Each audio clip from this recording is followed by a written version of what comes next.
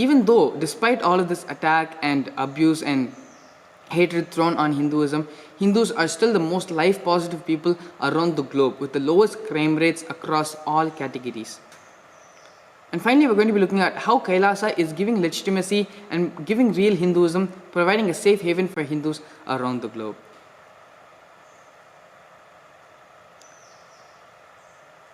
Coming to how Hindus are being discriminated within India. There are different laws for Hindus, different laws for Muslims, and for Christians. Hindus, Sikhs, Buddhists are all covered by the Hindu Code Bill, the Hindu Marriage Act, Hindu Succession Act, and so on. Muslims are covered by the Muslim personal laws as well, and then Christians are covered by Christian personal laws. If Hindus, Muslims, Christians, and Parsis inherit property differently, have different rules for marriage, divorce, and adoption, among other things, how can you call India a secular country? Secular means where the state and religion are completely separate from each other, where the religion does not influence the state does not influence the religion. But if India is a secular country, then how can they make laws solely on the basis of religion? Where does secular exist in this aspect then? The government control of temples, but not of mosques and churches. The Hindu Religious and Charitable Endowment Act allows state government to take over temples and control their vast properties and assets. Bizarrely, the temple government can use the money generated by a temple, the donations and income from assets and so on, for purposes that have absolutely nothing to do with not just the temple, but other temples, but even those which have nothing to do with Hindus or Hinduism. Interestingly, none of this applies to mosques, churches, or gurudwaras.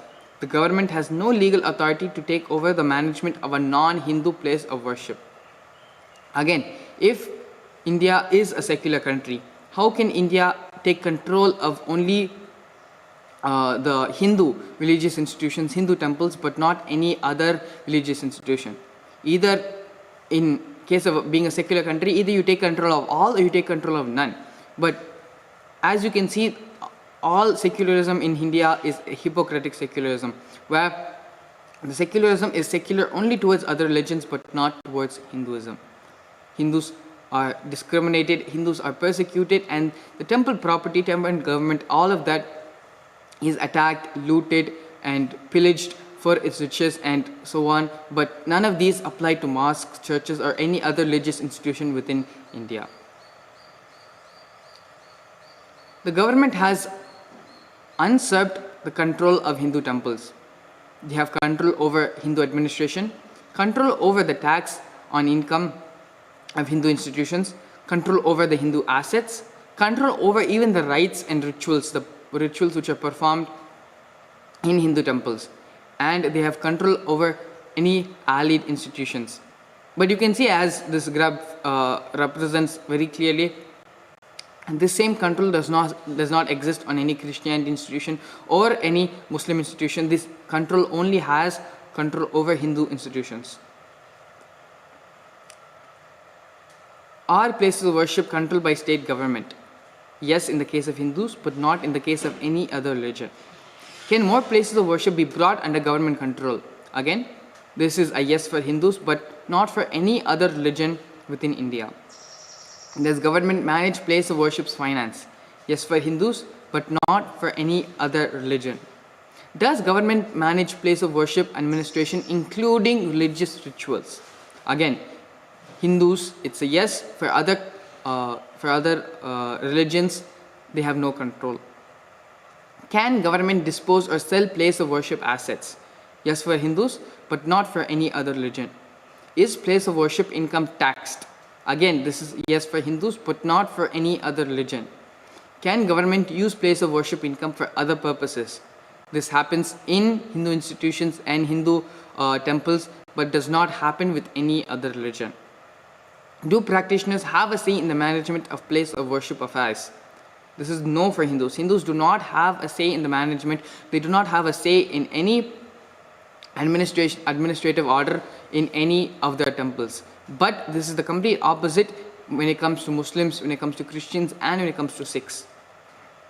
Can governments interfere in the management of educational institutions run by religious bodies? Yes for Hindus, not for other religions. Can educational institutions run by religious bodies discriminate in hiring of teachers, workers, and in student admissions while receiving government funds? No for Hindus, but yes for all other religions. So you can see here how everything, all the control which happens over religion, it happens only for Hindus but does not happen for any other religious body. The attacks that happen on Hindu religious institutions solely because of the protection, solely because of protecting and keeping the Hindu traditions alive. According to sources, most of the temples in South India are under the control of state government. In Andhra Pradesh alone, the state government has taken control of about 34,000 temples. In 2002, from the 2,07,000 temples in Karnataka, the government took in revenue of 72 crores and returned only 10 crores back for temple maintenance and granted 50 crores for madrasas and 10 crores for churches. This is a very clear example of how temple wealth, in Hindu temple wealth, is being looted, and not only is it not given back to Hindus, it is given back. The money is being put in other religious institutions, in other religious properties and other religious endeavors. It is not given back to Hindus. In the year of 2020, there have been several incidents of vandalism, destruction and desecration of Hindu temples. While people allege missionary design, the political parties are silent. Antarvedi, a famous pilgrim center in East Godavari, Andhra Pradesh, is in the boils after 62-year-old chariot of presiding deity Sri Lakshmi Narasimha was burnt to ashes at 1 a.m. on Sunday of the 6th of September 2020. Reportedly, at the time of the incident, CCTV cameras were not functioning. So you can see how correctly at the time of the incident CCTV cameras were not functioning, how it was a whole conspiracy, how Hindus are being targeted, Hindu temples are being targeted and attacked, and how they're led to be burned, and no political party, there is no one to speak out and to protect, defend these Hindu temples. In March 2019, two old Hindu temples in Suryapeta, Kakinda rural mandal of East Godavari district, Andhra Pradesh, were demolished using a JCB machine by the pastor of a nearby church. He also took away the antique idols of the presiding deity of the temple. Not only does the government have the right, have the power to destroy and do whatever they want with Hindu temples, even the nearby churches, even nearby other Christian institutions are given that right, and there is no one to step up in them, no one to stop them, interfere them and keep them in line. Not only has the pastor destroyed the temple, they have also taken away antique idols of the presiding deity. On January 21st, the Chief Minister announced a sponsorship using Tirumala Tirupati Devasthanam money for a hockey tournament in his parents' name. TTD wealth is being distributed as gold bars for the poor with no transparency as to who the poor is and who will get the temple riches. It's another example of within Andhra Pradesh itself how the Chief Minister is taking Tirumala money, taking the money which devotees offer with so much of love, so much of gratitude to Lord Venkateshwara, how they take it and it is being misused and being used for such trivial and stupid things as hockey tournaments and so on. Not only that, Tirumala wealth is being taken and in the name of giving it to the poor is being taken and being given to other entities, other bodies, and no one knows who these other bodies are. 24 crores from the Guruvayur Devaswam have been sent on a drinking water project in 10 nearby panchayats, which include 40 churches and mosques. Some of these non-Hindu places of worship have larger revenues than the Devaswam themselves, but none of them have been asked to pay towards the project, even though their members will be beneficiaries of the drinking water project. The famous Siddhivinayak temple in Mumbai was nationalized by the state government, took over its previously independent board of trustees in 1981. Various political and government appointees have siphoned off crores of rupees out of the temple's coffers. Some of this money is given out as donations of 50 lakhs rupees or more to other non-profit institutions selected on the sole basis of political connections. These organizations may not have served Hinduism or Hindu devotees at all. So both of these are just various and different examples of how Hindu wealth is taken, Hindu money is taken, and in the name of doing social service, in the name of doing some projects and for benefiting society, it is just complete BS where the money is being taken and used by other institutions, by other entities, and how there is no political body also to protect and to keep these Hindu traditions, Hindu systems alive. Why is it that these are happening only to Hindu temples, only to Hinduism, and not to any other religious entity within the country? This is the discrimination which is happening against Hindus within the state of India. In Sabarimala, the forested hill with the famous temple of Lord Ayyappa in Kerala, 2,500 acres of temple property have been sold by the communist government controlled by Travancore Devaswam Board to a non-Hindu group. Even though this board gets about 250 crores every year in income, is almost bankrupt today after years of government diversion of funds. Another example of the government demolishing a centuries-old 1,000-pillar mandapam within Tirumala. The state government has not denied a charge that 85% of revenue from TTD, which collects over 3,100 crores every year as the richest temple in India, are being transferred to a state body. The non-temple uses of this colossal amount of money is not fully accounted for by the government. Fundamentally asking, why is money from Hindu temples dissipating into government accounts in the first place to be distributed to other third-party entities, be it non-Hindu or otherwise? Why did only 6 crores make it back to the temples that generated the 72 crores in Karnataka? An estimated 50,000 temples have shut down due to the lack of resources in Karnataka during the last 5 years. So these are some questions which all should be asking ourselves. We should be asking the government what is actually happening within India. How is there so much of injustice, so much of crime which is happening against Hindus? And even though it is happening, what is the fundamental reason for it to happen? There is no specific reason for them to target Hindu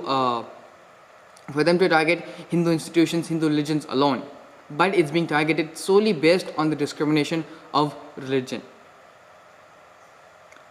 Here we have a small video where Swamiji explains how Hinduism has no future within India.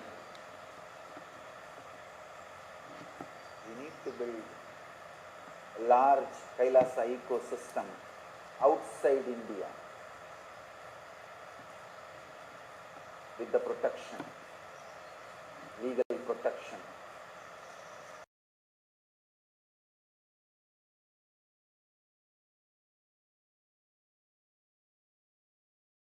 That's the only hope we have.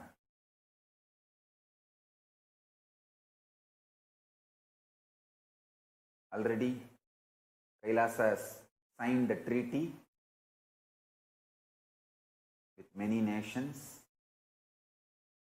One nation has even given us a land with autonomous status.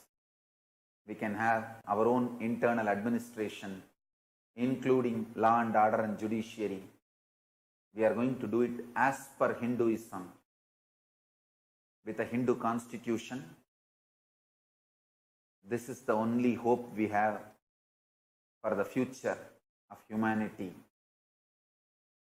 By keeping the Hinduism alive and Hindu principles alive, let's keep the humanity alive, at least outside India. That's the only hope we have. We are going to do it.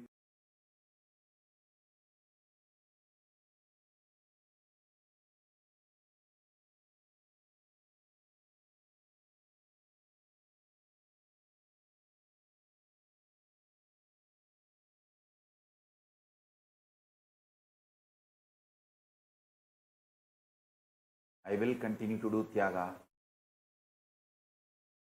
and anyone wants to take Apat Sannyas to protect Hinduism, Hindu scriptures, practice and promote Hinduism, You are welcome by the grace of Paramashiva with the protection of Mahakala Bhairava. Already I have got safe haven, safe place for Hindus to gather, live and practice, promote Hinduism and keep it alive and share it with the whole world. Already we have got a property with autonomous status, with all the legal protection and freedom. Whoever wants to apply to live a safe life, serving Hinduism, protecting Hinduism, preserving Hinduism, preaching Hinduism, non-violence, life positive principles, and keep the humanity alive. Please apply. Fill the form at nityanandahinduuniversity.org/daily satsang. I have a safe place for you guys outside India, where you will not be mob lynched. You can live peaceful Hindu monk life. Live and study Hindu scriptures, practice Hinduism, share Hinduism with the whole world, keep it alive for the next generation.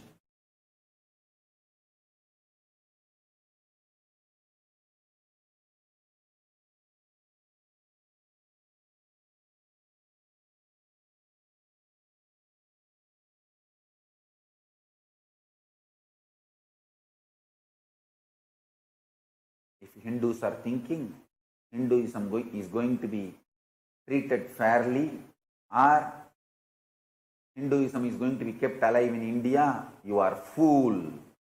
You are brainwashed. Neither Hindu sadhus nor Hindu leaders are going to be treated fairly in India. Wake up to this truth.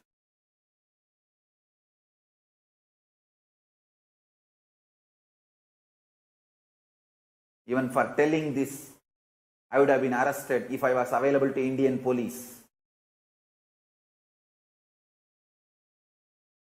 I am not saying the international mafia, anti-Hindu terrorists who are trying to kill me cannot reach where I am.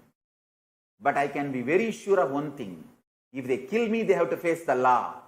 They cannot change the narrative into I was mob lynched because I was doing something illegal, immoral and all that. That changing the narrative cannot be done by them. That is the reason I kept myself away from the zone, from their area, their jurisdiction where they can change the whole narrative. Now I am in a place where they cannot change the narrative. If they kill me, they have to face the law.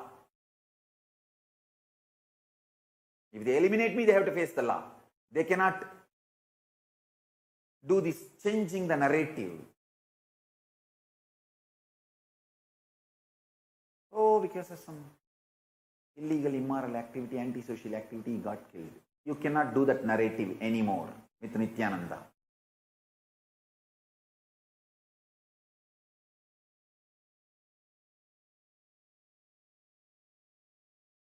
Understand, I have not made Kailasa to protect me. I have made Kailasa to protect Hindus, Hindu Sannyas Sampradaya, Hindu Gurukul tradition, and Hindu principles, Hindu philosophy, Hindu lifestyle, Hindu spirituality, the only hope for humanity.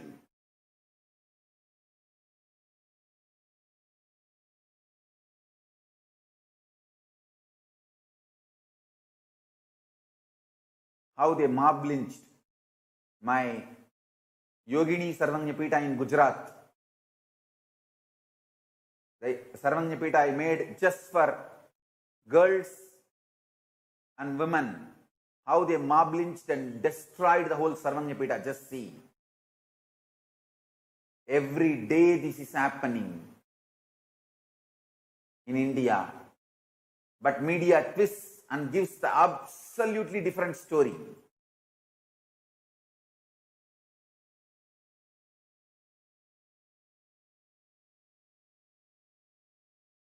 media and Gujarat police destroyed my Yogini Sarvanyapita in Gujarat, claiming that we are running prostitution and brothel there.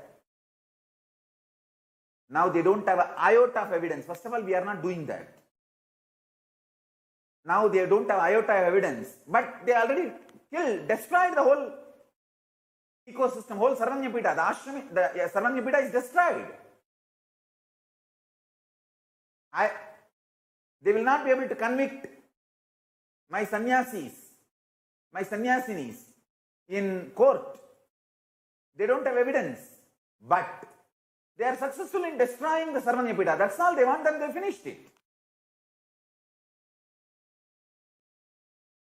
If I was available, they would have given me to the mob to kill. Unfortunately for them, unfortunately for me, I was not available. So they just finished it with filing a false case. I have seen enough false case. But this Gujarat police filing a false case on me is the worst false case. I never visited that Yogini Sarvanyapita even once. And for years I have not even gone to Gujarat. And I was out of human society at least for last 2 years. And they are filing a false case on me, saying that I don't know what all the sections they put. And they even filed a charge sheet.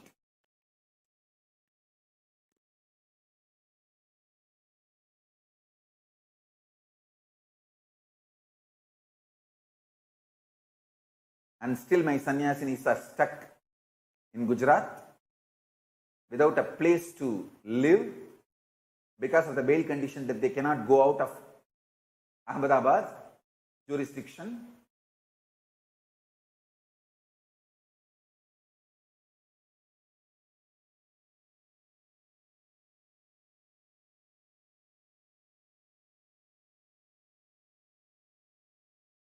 Absolute false case.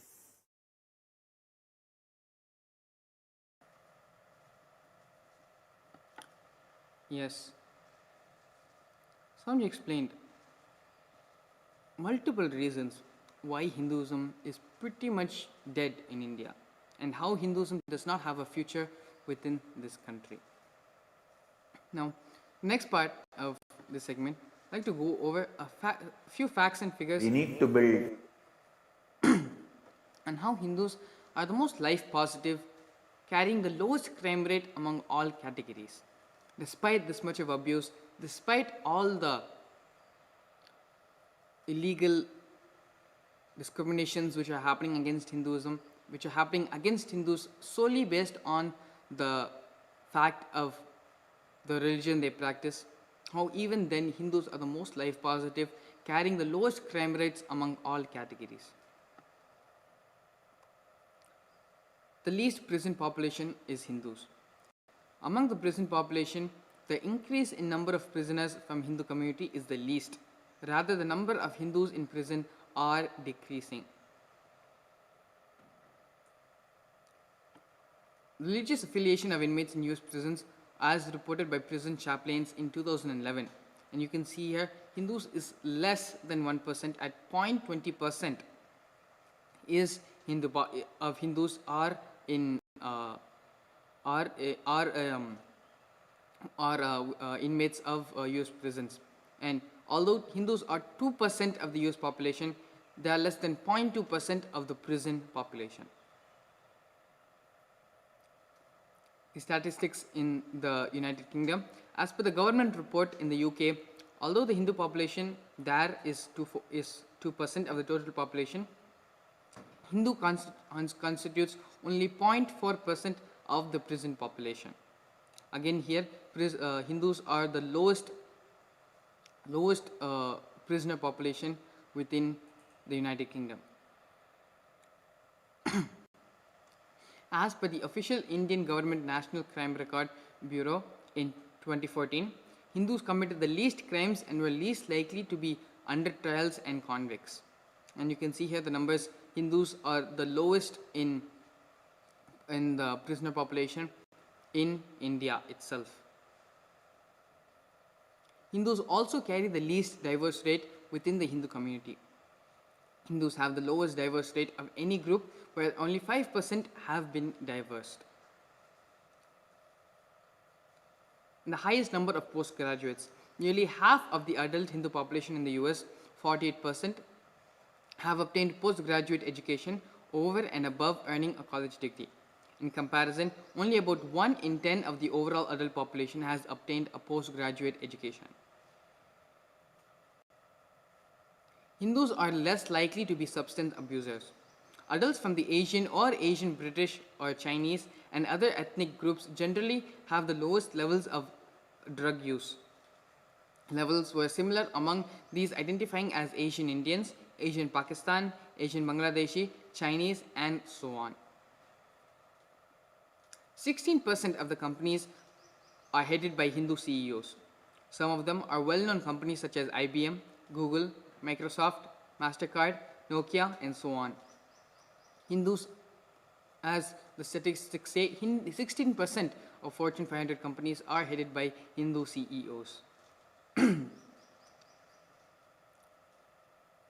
Here we have a statistics by the United Kingdom again, where Hindus are the happiest people in the world. A study by the Office of National Statistics, UK, has found that people belonging to the UK Hindu community are the happiest people in the world. The ONS, Office for National Statistics, study analyzed happiness and personal well-being of more than 300,000 people over 3 years between 2012 and 2015. Here are some of the highlights of that report. The average happiness rating was 7.38 out of 10. Hindu community scored 7.57 for happiness, well above the average and also the highest among all communities. So across all, in any aspect you take it, whether being the crime rate or whether the happiest community in a certain city or in the world for that reason, Hindus are the most life positive in all aspects. And along with myself, I also have a devotee who has come today to be a part and to share his experience, to give his inputs and his thought currents regarding today's subject. Along with myself, I also have Renoshan Edmund joining us from Montreal, Canada.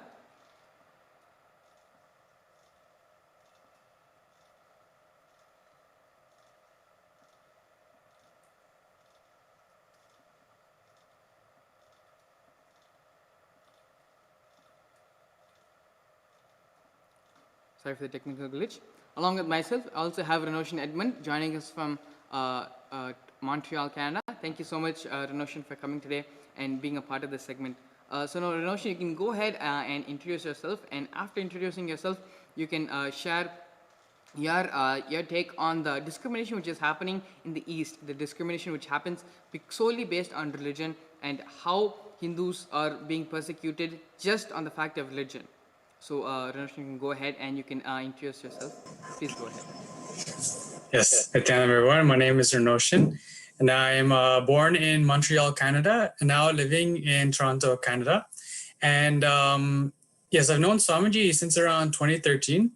And like everyone, the journey with Swamiji is something that can never be put in a few minutes. But very blessed to be with Swamiji is what I can say. And regarding the discrimination of the East, one very strong point that I'm remembering is how Swamiji is sharing. Factually, we might be majority in India, but actually we're not majority. And we can very clearly see that in the statistics that we've seen presented today, where in the different religious organizations or religious groups, everything is organized. Because everything is organized, because the community, their ecosystem is organized, they're able to lobby for themselves, they're able to stand for themselves, and they're able to build a home for themselves in the East, stably. However, because the organization is not there, because the communication is not happening internally, the Hindus are allowed to fall apart. Because if one falls, if one temple falls, nobody else knows about it. And if another temple falls, nobody else knows about it. Only if an extremely important temple, like with the example of the Tirupati Tirumali temple, something like this was a powerful example where Hindus stood organized, where we made sure it didn't fall, we made sure it didn't happen. This is one example which happens when Hindus become organized. We stand for Hinduism. We make sure that our ecosystem is retained. This is what happens when the organization, or when we live in organized way. Because this is not there, factually we might be majority, but actually we're minority. Actually, everything can easily dissolve because the piece is already piece by piece. When the pieces are strung together through this, what we call as organization, or as to become an organism, then it's no more just different pieces, different temples, different sampradayas. No, because no sampradaya is alone. If something is happening to one sampradaya, it's like Swamiji was sharing, if something is happening to your sampradaya, don't think they won't come to you next. Don't think that, oh, just happening to that sampradaya, it won't happen to us. No, after they target us, then they'll target you next. So it's not, nobody here is living in a box. We're an ecosystem. All the sampradayas of Hinduism, all the ecosystems of Hinduism, all of us are an ecosystem. But because this is not completely cognized, then the discrimination of the East not only happens, but it's allowed to happen. It becomes, this is the cognition from here, is it becomes, again, like Swamiji is sharing, the self-gaslighting starts to happen. Because once we see how, oh, the Hinduism is falling apart, what can we do? Everything is this, everything is that. Look at what's happening to our temples, looking at what's happening to this. Then it comes to the space where, why isn't anybody standing? Why isn't anybody doing something? Oh, maybe we're just like this. Maybe we're just that kind of people. Maybe this is just the way we are. Maybe I should just become something else because I don't want to be identified with this whole thing. The self-gaslighting starts to happen because of all these different factors. Because one, initially when the Muslims invaded and then the British Christian colonization started to happen, on that level, the gaslighting started. And then when they left, they made sure that the seed of the self-gaslighting was put in. The seed of the self-gaslighting, meaning basically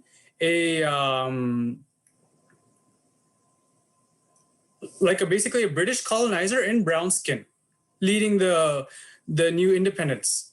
As soon as that's there, then they can do it, like basically it's self-sufficient at that point. That's one case. And then from there, how the Hindus are not organized. When the Hindus stop being organized, then this falling apart starts to happen in an accelerated way. Look at all the land that Hinduism used to cover back even 1,000 years ago, then 500 years ago, then even 100 years ago, now even 50 years ago, 5 years ago. All this because what? The Hindus are not organized in India, and not just India, but the whole of the East. As soon as the gaslighting needs to stop happening. The gaslighting meaning actually cognizing what is Hinduism? What are our roots? Where are we coming from? What is the Hindu political science? What is the Hindu medicinal science? What is the Hindu economic science? What is the Hindu Gurukul? What is the Hindu Guru Parampara? What is actually Hinduism?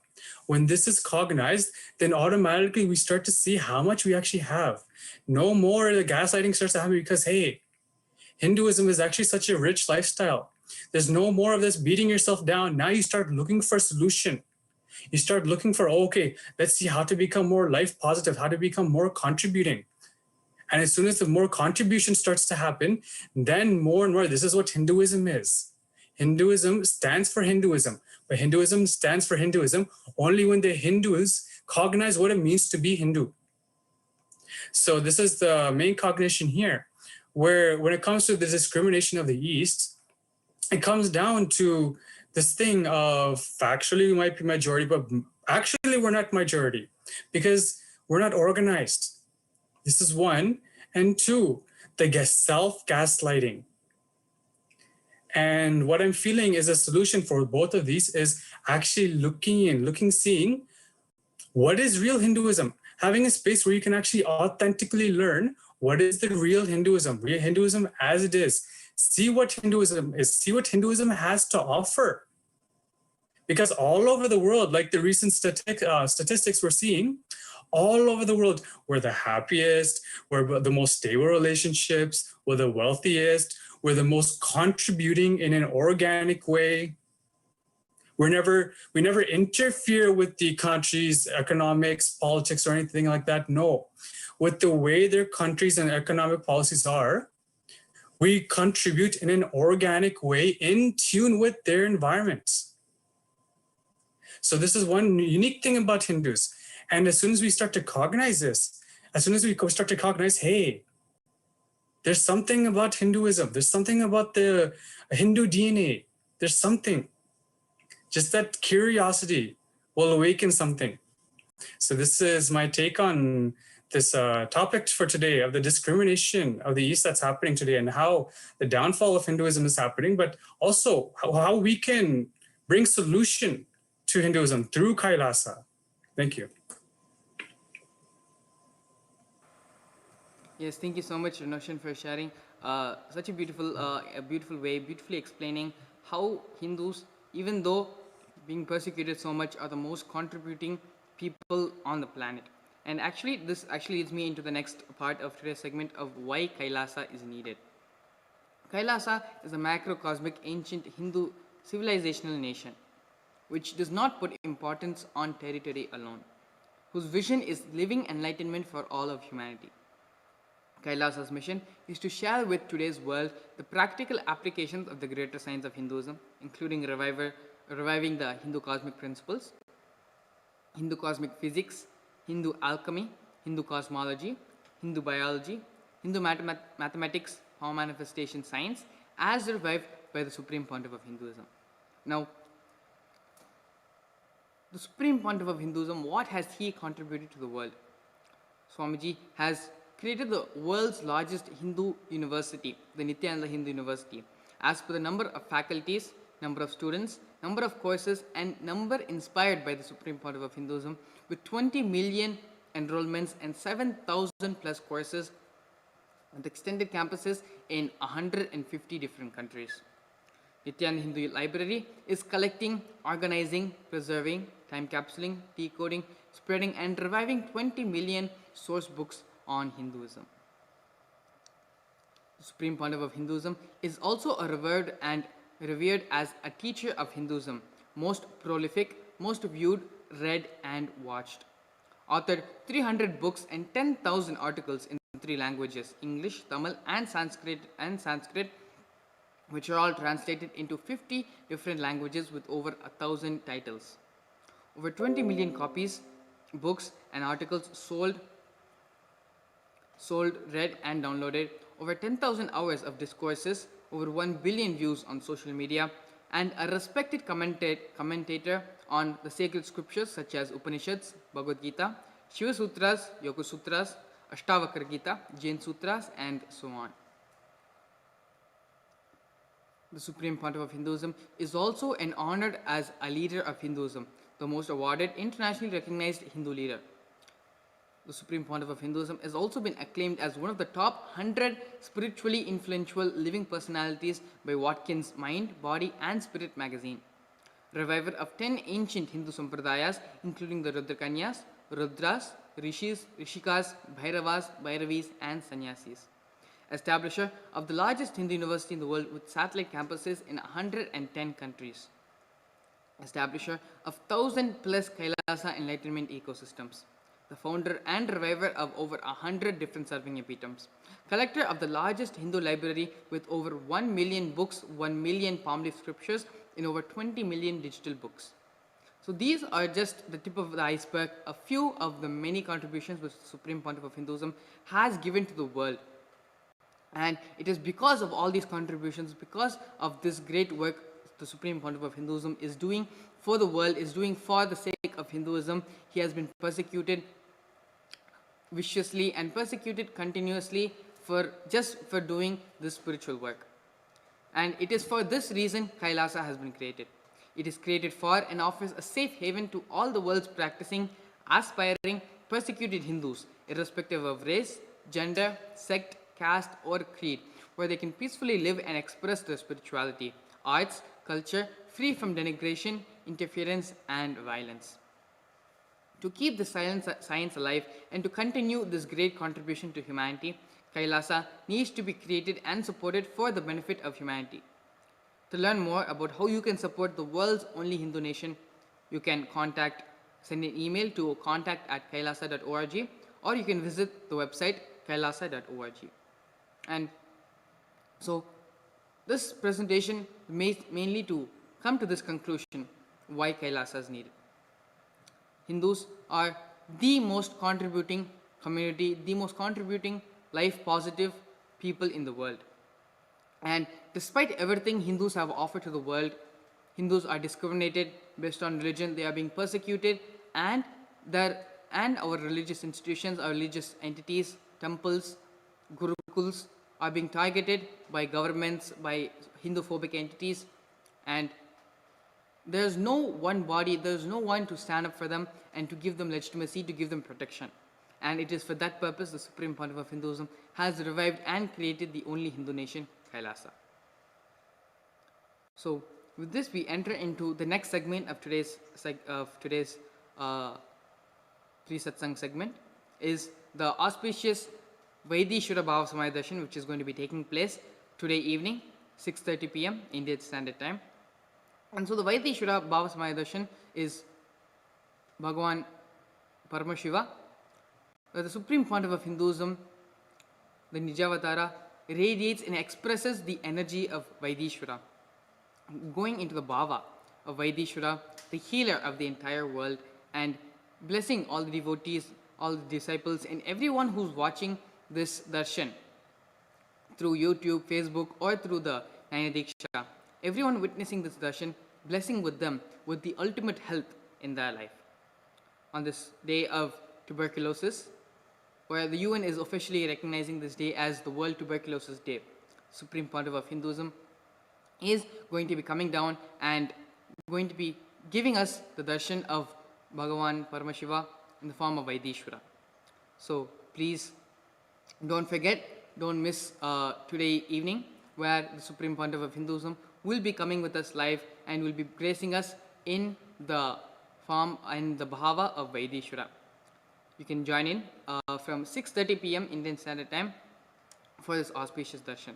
And now I'm going to have Ranoshan come back on the panel and share his experiences which he has had with the Bhava Samaya Darshans in just a few minutes. We have a couple of more minutes before we have to conclude and receive the Supreme Pontiff of Hinduism for the Nityananda Satsang. So just briefly in a few minutes, his experience which he has had with the Bhava Samaya Darshans and why you should come and be a part of and witness this great event which is happening.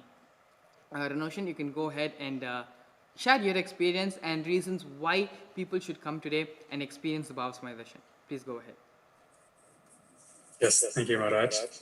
See, when it comes to Bhava Samadhi Darshan, it's like, to be honest, it's like every other experience with Swamiji. It can never be put into words. I can only try to map it. I can try to say something, but every Bhava Samadhi Darshan is so unique. See, whether it's the Devi Bhava Samadhi Darshan, the Ganesha Bhava Samadhi Darshan, Kala Bhairava Bhava Samadhi Darshan, Vaidishwara Bhava Samadhi Darshan, every single one is so completely unique. And really, it's one point I can share in a few minutes about Bhava Samadhi Darshan is you really establish the relationship between the higher dimension beings. I'm not saying this as like a higher kind of like big fancy talk or anything like this. No, but really cognizing and realizing, again, when it comes to Hinduism, what is Hinduism? See, Hinduism is a higher science. Hinduism, for us, this word aliens doesn't exist. For us, the space of, it's like neighbors, basically. They're neighbors. It's just different dimensions. It's basically like the house next door. There's nothing far, nothing like that. There's no gap. And so when it comes to the Bhava Samadhi Darshan, it's literally like you're inviting the gods and goddesses to your home. What kind of thing it would be like to have your friend come over? What kind of thing it would be like to have the president come over? What kind of thing it would be like to have Swamiji come over? Like this, when the gods and goddesses come over, they're literally coming to your house. Bhava Samadhi Darshan is coming to your house, literally in front of you, like in the live two-way darshan. They are literally seeing you from where they are. They land in the physical plane just to visit you, just to see you. You're not the only one having darshan. That's what I can say. You're not the only one having darshan when you're in the Bhava Samadhi darshan. They are also seeing you. And when this two-way relationship starts to happen, when the Nayana Diksha starts to happen, they actually become a part of your life. Personally, in my experience, the more and more the Bhava Samadhi darshan starts to happen, the different gods and goddesses, see, before I would have a certain level with the gods and goddesses, and I would speak to them while doing puja and these kinds of things. But through the Bhava Samadhi darshans, the more and more we engage with them, the more time we spend with them, the relationship becomes totally different. Today, my relationship with Muruga, for example, my relationship with Kala Bhairava, my relationship with Devi, my relationship with Ganesha, Paramashiva, it's like nothing before. And I can say, sure, like the more and more I do puja, the more and more feeling connection also happens. That's also there. But with the Bhava Samadhi darshan, there's something about a quantum jump where they physically come and you physically have the one-on-one engagement. It is literally building the relationship. See here, if we're spending time with each other, then we're building a friendship. The more time you spend, the more time you put into something, the more it will be fruitful, and the longer it will last. Same way with the relationships with the gods and goddesses of Kailasa. The more and more you spend the time with them, build the relationship, the more and more it's, I don't know how else to say, but they're literally your chingli. They're your family. They're your friends. They're here. They're with you. They're alive. The gods and goddesses are really alive. They're real. So never, ever, ever miss a Bhava Samadhi darshan. As every Bhava Samadhi darshan, as long as you can, please come. Because again, it's spending the time with them. It's cherishing the relationship, building the relationship, increasing your own quality of life. Not even just your quality of life, but you're able to give them the opportunity to spend time with one another. It's a very sweet kind of lifestyle, actually. So I know I've been going on for more than a few minutes with this, but it's something I wanted to share about the experience of Bhava Samadhi darshan. The relationship with the gods and goddesses, they become like nothing else. Thank you. Yes, thank you so much, Vinoshan, for such a beautiful sharing on why a person needs to attend the Bhava Samadhi darshan. You will see every prayer you are asking those beings, Ganapati or Venkateshwara, Subramanya or Parashakti, simply those prayers become reality, and the relationship between you and that cosmic beings built.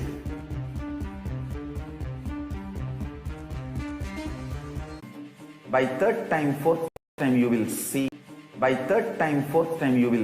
there are some great spiritual sciences unique to Hinduism. Subtle, otherworldly, but definitive sign manifesting. The cosmic beings in Archavatara, deities in Nijavatara, living incarnations is possible. Understand? Kriya Pada of Vedas and Agamas elaborately explain the whole science of making the cosmic beings manifest in Archavatara, deities, and Nijavatara, living incarnations, both. During the Bhava Samadhi darshan, literally those cosmic beings manifest through this body. Just like how they manifest in Archavatara, deity, they manifest in Nijavatara, Pratyakshavatara, and give you all the boons you ask, bless you. You see, each God is an independent intelligence to lead you to enlightenment. Each God is a bridge for you to achieve the Shivatva, the ultimate Shiva consciousness. Krishna is the bridge for you to achieve the Krishna consciousness. But Shiva consciousness, Krishna consciousness, all consciousness is one and the same. Ultimate consciousness only. So that energy itself completely expresses. Just like Radhika, when I see my own sweetness in the mirror, I become eager to taste it. I find that the only way to relish this sweetness is through the constitution of Sri Radhika. Bhava Samadhi Darshan is a window to the infinite expanse of consciousness, allowing us to glimpse the formless in a way that we can understand. It cleanses the karmas of lifetimes. It awakens our biomemory to the space of Paramashiva, the ultimate consciousness, and creates a deep and lasting transformation in us.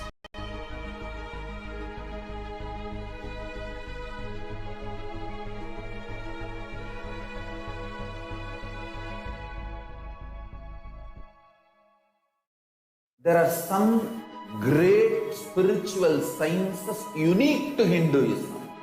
Subtle, otherworldly, but definitive sign.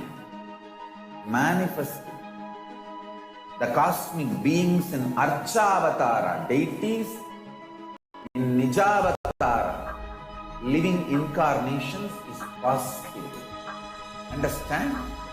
Kriya Pada of Vedas and Agamas elaborately explain the whole science of making the cosmic beings manifest in Archavatara, deities and Nijavatara, living incarnations, both. During the Bhava Samadhi Darshan, literally those cosmic beings manifest through this body. Just like how they manifest in Archavatara, deity, they manifest in Nijavatara, Pratyakshavatara, and give you all the boons you ask, bless you. You see, each God is an independent intelligence to lead you to enlightenment. Each God is a bridge for you to achieve the Shivatva, the ultimate Shiva consciousness. Krishna is the bridge for you to achieve the Krishna consciousness. But Shiva consciousness, Krishna consciousness, all consciousness is one and the same. Ultimate consciousness only. So that energy itself completely expresses. Just like Radhika, when I see my own sweetness in the mirror, I become eager to taste it. I find that the only way to relish this sweetness is through the constitution of Sri Radhika. Bhava Samadhi Darshan is a window to the infinite expanse of consciousness, allowing us to glimpse the formless in a way that we can understand. It cleanses the karmas of lifetimes. It awakens our biomemory to the space of Paramashiva, the ultimate consciousness, and creates a deep and lasting transformation in us.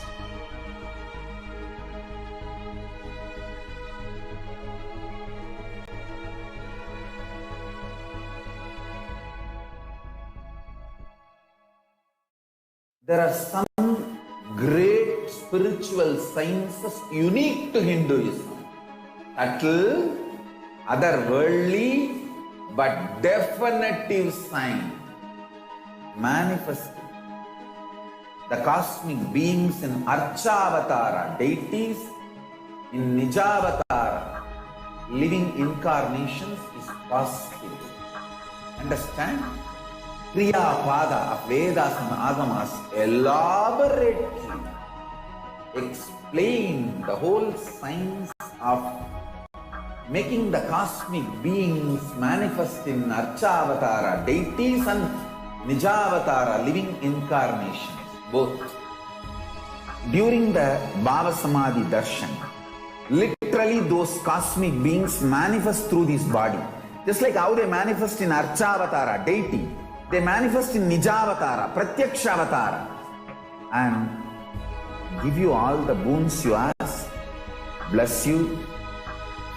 You see, each God is an independent intelligence to lead you to enlightenment. Each God is a bridge for you to achieve the Shivatva, the ultimate Shiva consciousness. Krishna is the bridge for you to achieve the Krishna consciousness. But Shiva consciousness, Krishna consciousness, all consciousness is one and the same. Ultimate consciousness only. So that energy itself completely expresses.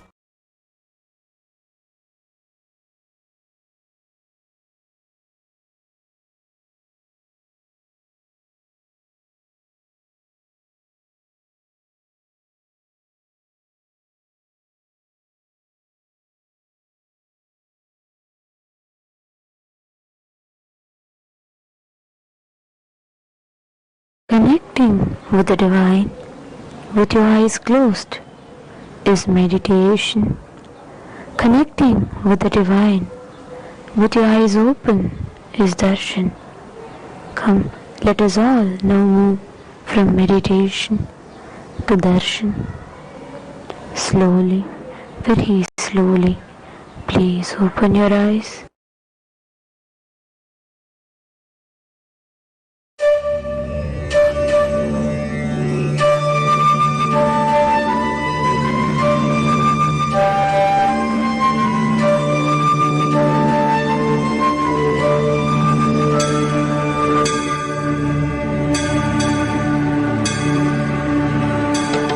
உடலோடு உயிர் தந்து உணர்வோடு மொழி தந்து உலகெங்கும் உயிர்ப்பானவன் புவி தந்து மலை தந்து கடல் தந்து நதி தந்து முகிலாகி மழையானவன்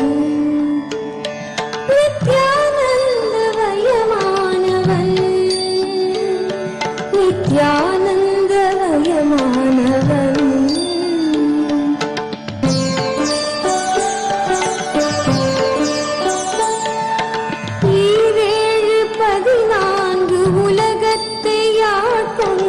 எமையாளும் நடுநாயகன்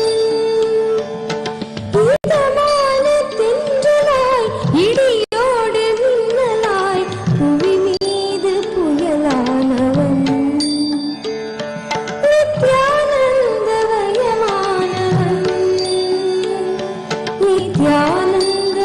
நித்யானந்தவயமானவன்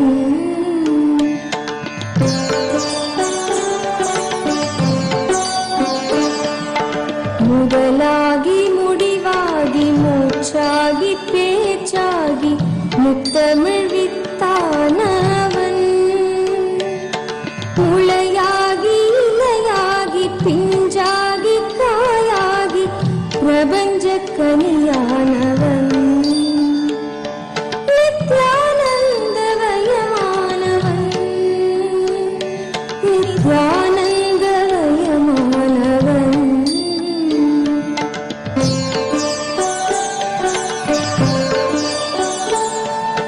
மலர் தந்து மனம் தந்து மகரந்த கனி தந்து மறைநூல்கள் பல தந்தவன் தேயாத கதிருக்கும் தேகின்ற நிலவு விண்ணீனுக்கும் ஒளி தந்தவன் நித்யானந்தவயமானவன் நித்யானந்தவயமானவன்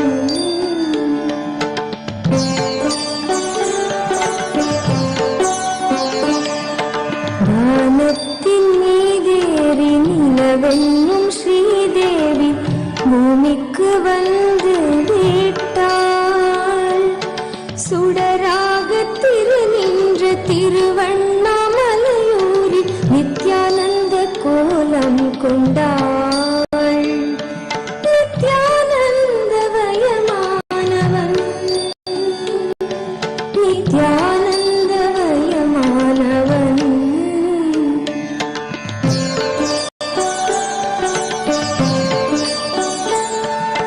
கசியாத கும்பத்தில் கலங்காத தீர்த்தமாய் கமழ்கின்ற கங்கையானாள் மசியாத ஞானமுடன் பசியாத ஞானமுடன் ரிஷி ஞானமுடன் பசியாத ஞானமுடன் ரிஷி மூல விசையுமானாள் நித்யானந்தவயமானவன் நித்யானந்தவயமானவன்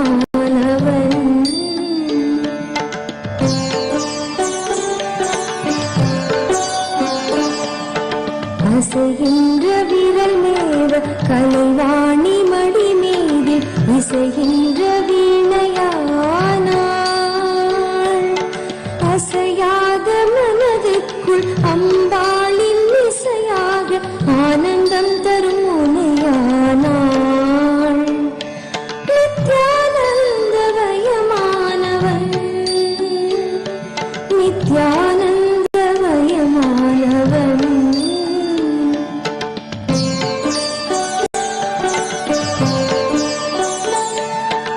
வானத்தின் மீதேறி நிலவென்னும் ஸ்ரீதேவி பூமிக்கு வந்து விட்டாள். சுடராக திருநின்ற திருவண்ணாமலையூரில் நித்யானந்த கோலம் கொண்டாள். நித்யானந்தமயமானவன், நித்யானந்தமயமானவன்.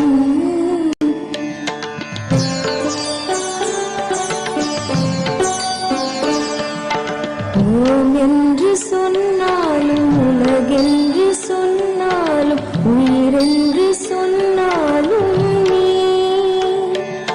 ஹரி என்று சொன்னாலும் சிவம் என்று சொன்னாலும் சக்தி என்று சொன்னாலும் நீ. நித்யானந்தமயமானவன், நித்யானந்தமயமானவன். நித்யானந்தமயமானவன், நித்யானந்தமயமானவன்.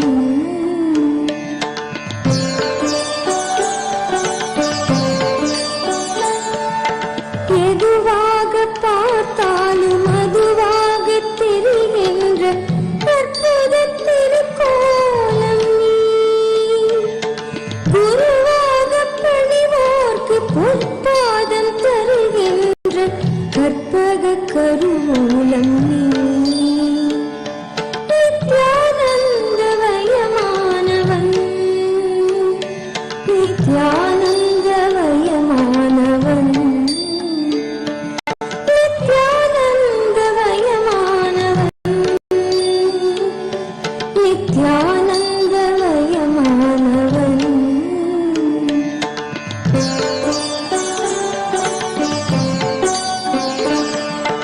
மகுடமிகு உச்சியும் மதி நிறைந்த நெற்றியும் பெற்ற பொற்றாமரை நீ.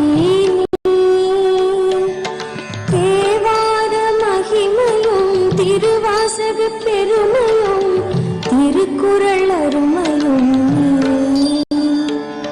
நித்யானந்தமயமானவன், நித்யானந்தமயமானவன். நித்யானந்தமயமானவன், நித்யானந்தமயமானவன்.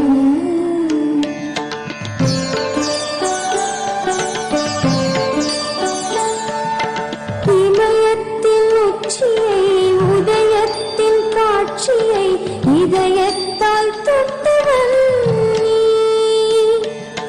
வினயத்தின் ஆட்சியை விதி செய்யும் ஆட்சியை ஞானத்தில் வென்றவன் நீ. நித்யானந்தமயமானவன், நித்யானந்தமயமானவன். நித்யானந்தமயமானவன், நித்யானந்தமயமானவன்.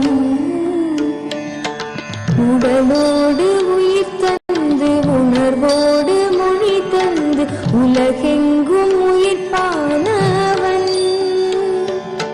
புவி தந்து மலை தந்து கடல் தந்து நதி தந்து முகிலாகி மழையானவன்.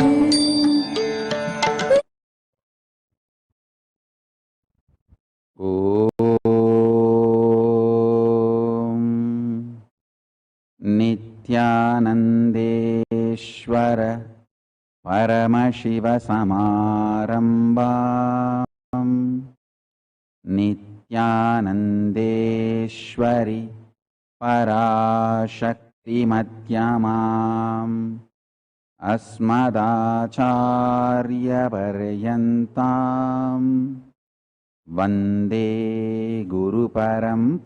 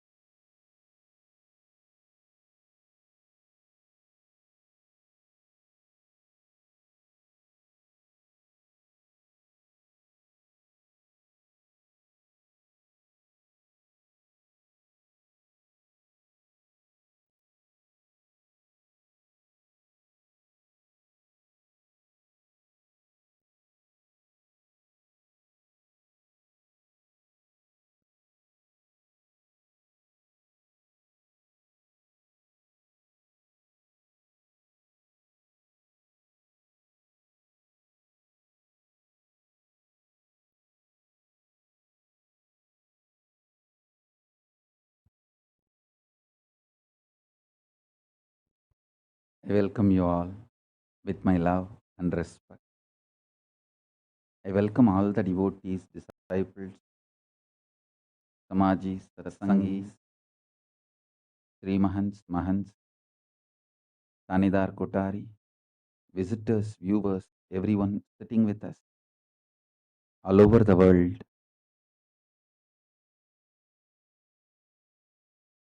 I welcome all the KAILASA's ministers, ambassadors, diplomats, e-diplomats, citizens, consulate generals and supporters, Mantreshwaras, Vidyeshwaras, Ganeshwaras, Lokeshwaras, Astreshwaras. I welcome all of you with my love and respect.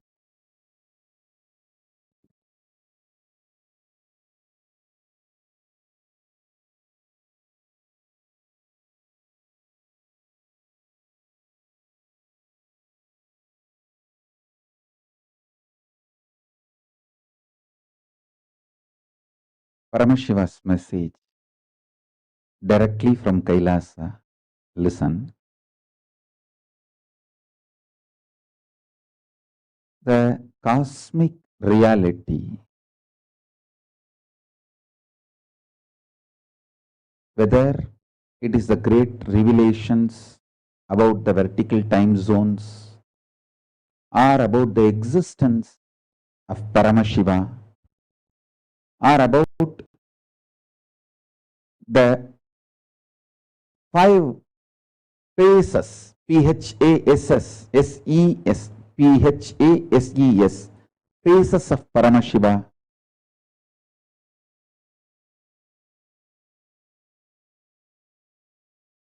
All these truths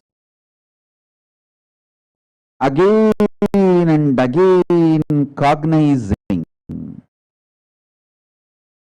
and aligning ourselves to these truths pulls you out from all delusions. Listen.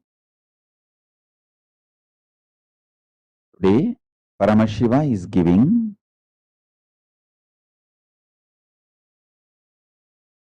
an important revelation about his Throbhava dimension, putting people in delusion and pulling them out of delusion. You need to know very clearly putting the jivas in delusion is not done by Paramashiva's will directly. It is done by the individual soul's deluded ideas that they have power. They are strong enough to deny Paramashiva's reality.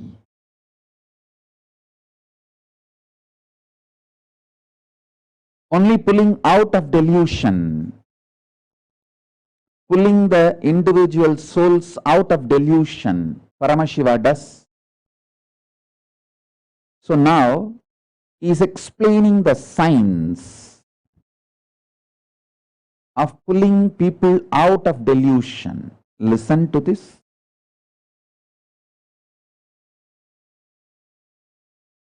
Last few days I was explaining creation, the important sacred secrets about the manifestation and creation. What is the truths you need to ferment inside you for the creation dimension to manifest in you? Then the sustenance. From the sustenance phase manifests Parandama, Mahavishnu.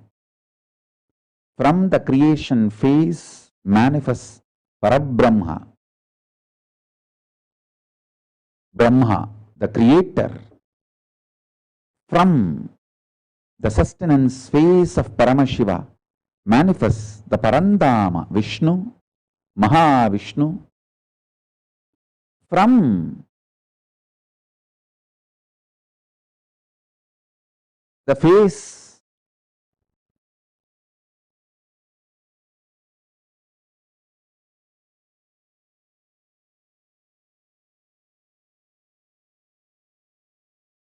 of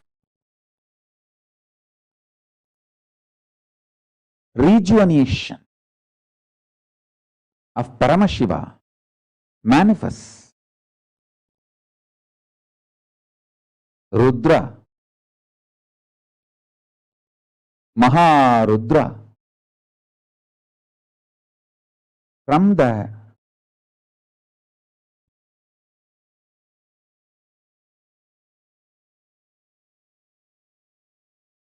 rejuvenation, from the delusion, Prabhava phase of Paramashiva manifests Ishana.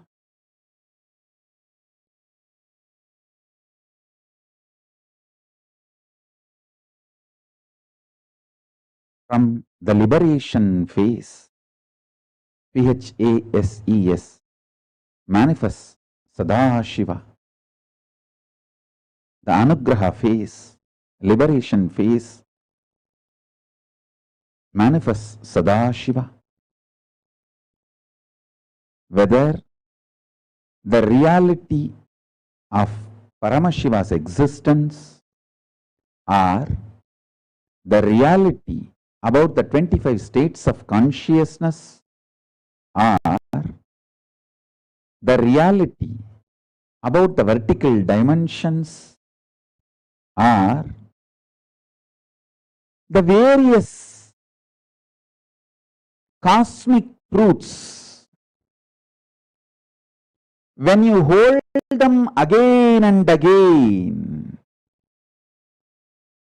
when you hold them again and again, that is when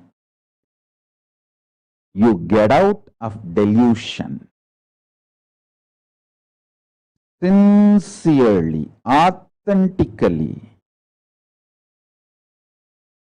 holding the powerful cognitions of the highest reality, see the highest truths, held inside you as your powerful cognition, sincerely gets you out of delusion.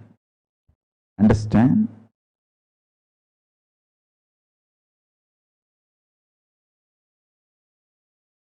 This is direct method, anupaya for enlightenment. The 112 sutras in Vijnana Tantra, or the sutras in Spandakarika, or the sutras in Shiva Sutras, all those sutras are actually anupaya. If you just get initiated, you simply manifest. Now what I am giving you is anupaya. Just get initiated, you just simply manifest. Like Paramashiva Dhyana Sankalpa mantra I have revealed. I will upload that mantra to all of you today. I want all of you to read that. I have in Devanagari script and English script and Tamil script, even translation we have. I will upload everything. I want all of you to read it. It is anupaya, just initiation. Because I have initiated you now, the moment you chant, it becomes realization. The moment you chant for someone, it becomes a blessing for that person. Actually, if you bless chanting this Dhyana Sankalpa mantra, it's a blessing for you and that person, both.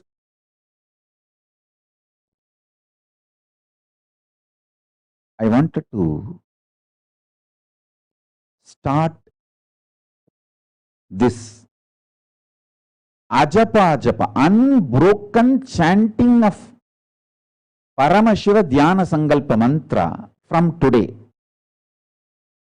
All of you can start chanting. You can have your own organized system, like half an hour, somebody in LA can chant, then somebody in Houston can take up next half an hour, then somebody in Biddi can take up next half an hour. You can have your own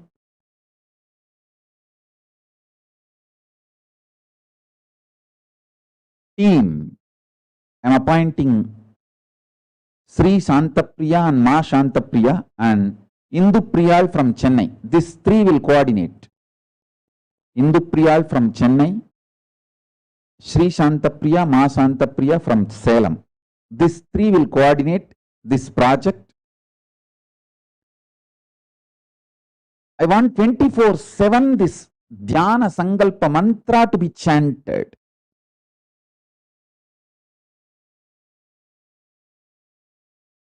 You can chant for yourself or for someone else. Both will be blessing for you and for the whole world. Because just by hearing, it will start manifesting. It is an anupaya. It's a methodless method. Understand? Even if you just cognize these cosmic principles, like the science of 25 states of consciousness,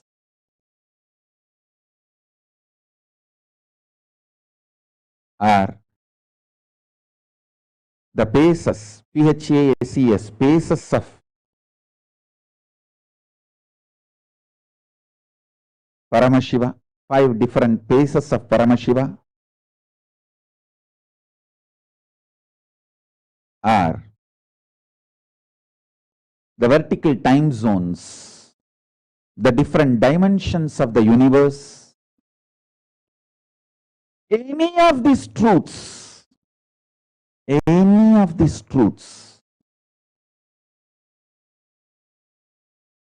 if you keep them in your heart, in your being as the reality, and start functioning out of that reality.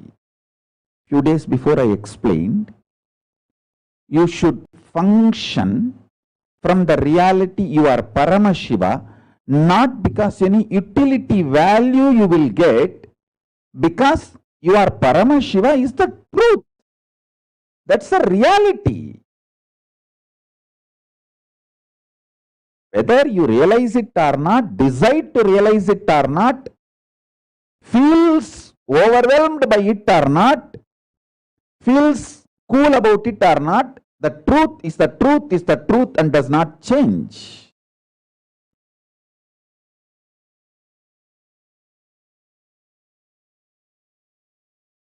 I'll tell you this important, powerful revelation.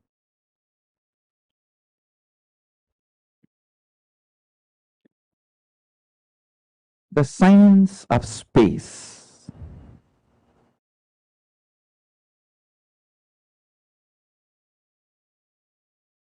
The different states of your consciousness, like deep sleep, dream, waking state, all these, if you start internalizing,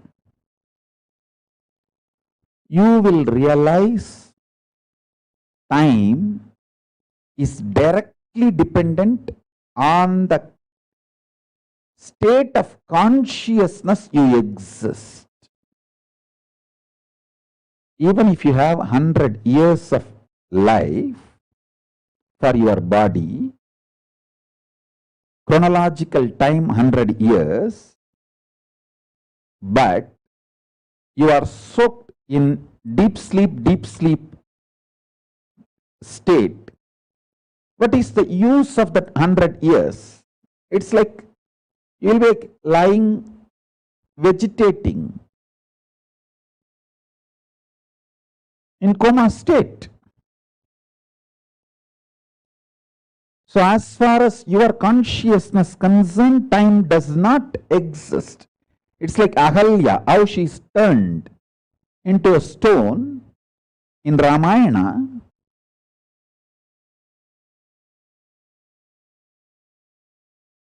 I want all our kids to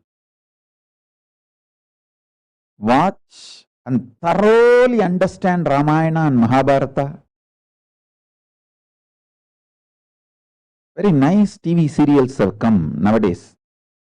I don't want to say they are 100% authentic, but I can say that a well done, tolerable visual presentation. 100% authentic, only Kailasa, we will have to take it up and do.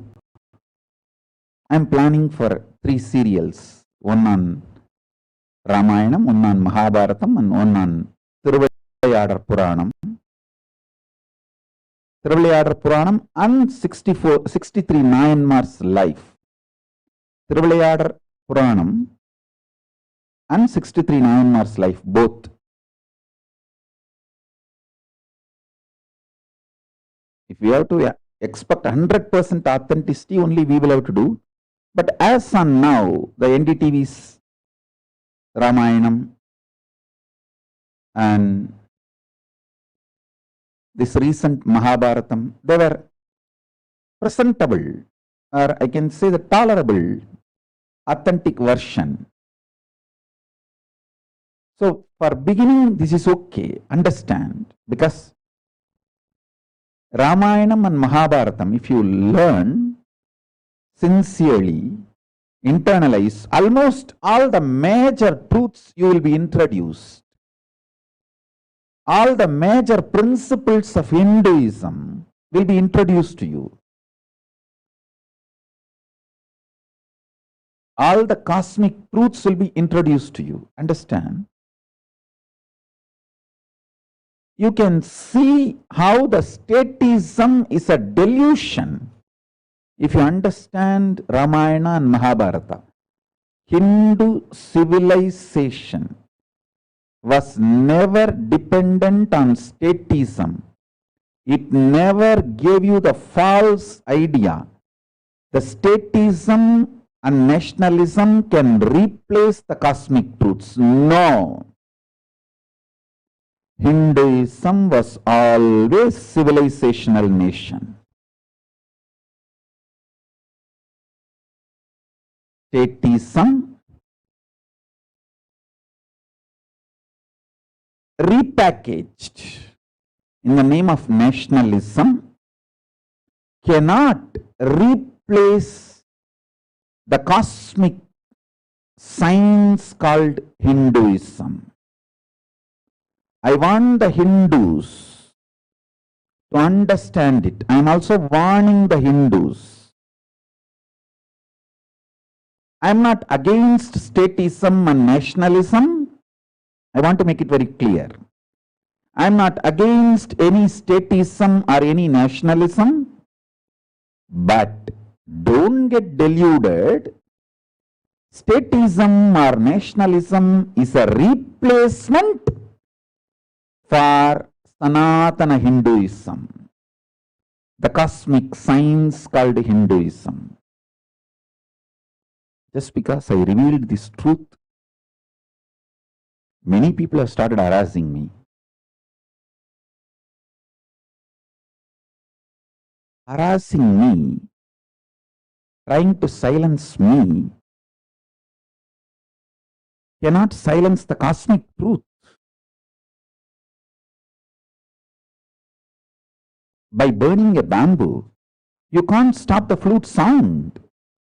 Through some bamboo, Paramashiva will be revealing his music. This time you can't even destroy this bamboo. Paramashiva has nicely saved it. Understand?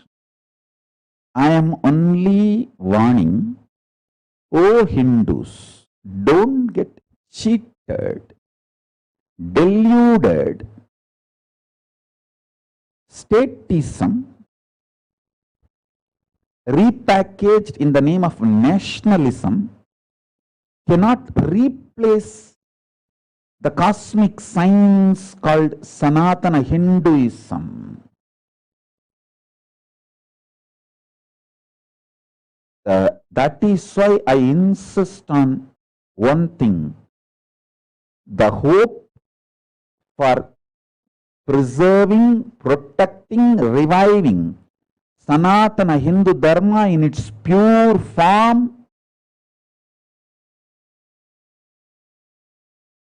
My hope to revive Sanatana Hindu Dharma in its pure form lies on NRIs.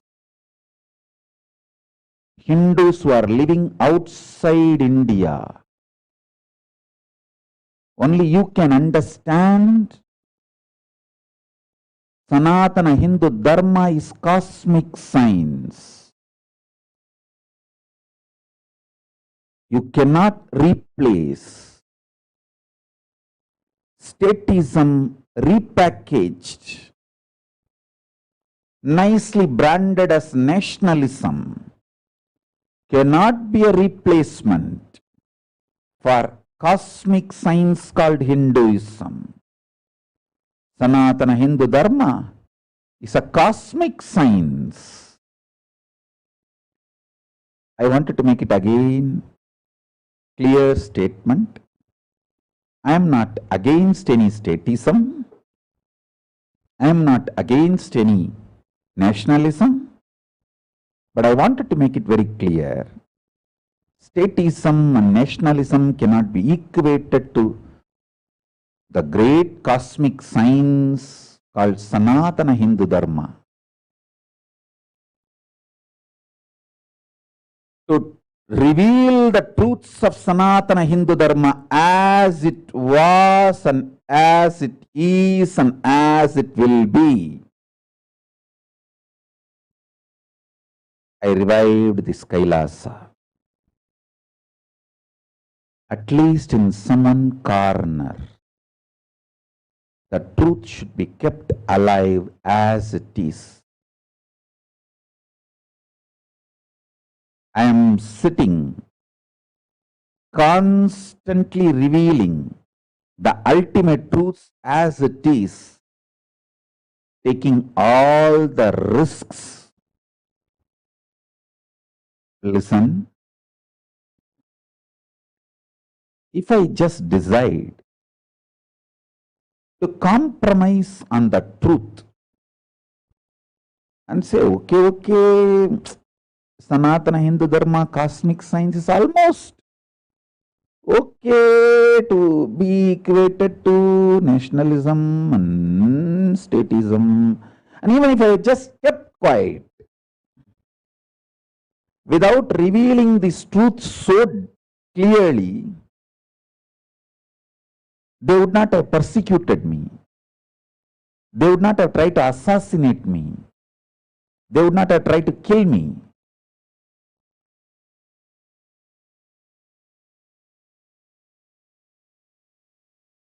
But the people who are packaging the statism as nationalism realized they can't bend me, they can't blackmail me, they can't pressurize me. I'm like Thirunavukkarasu பெருமான், நாம் ஆர்க்கும் குடியல்லோம் நமன எஞ்சோம் நரகில் இடர்படோம்.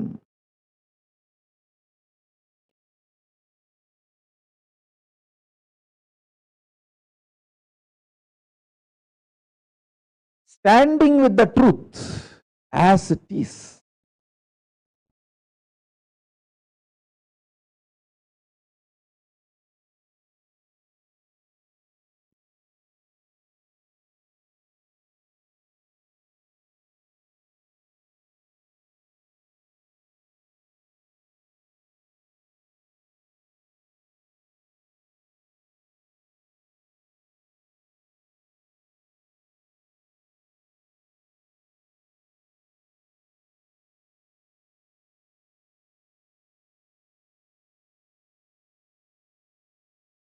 Understand?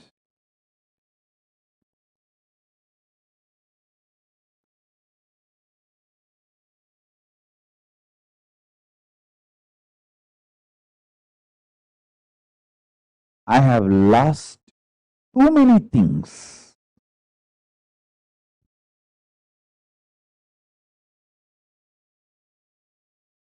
I am not worried about, I am not bothered about all those things I lost, because I lost all for keeping the truth alive. For Paramashiva, my uncompromising integrity to the cosmic science called Sanatana Hindu Dharma. If I was ready to play to the tunes of statism packaged as nationalism,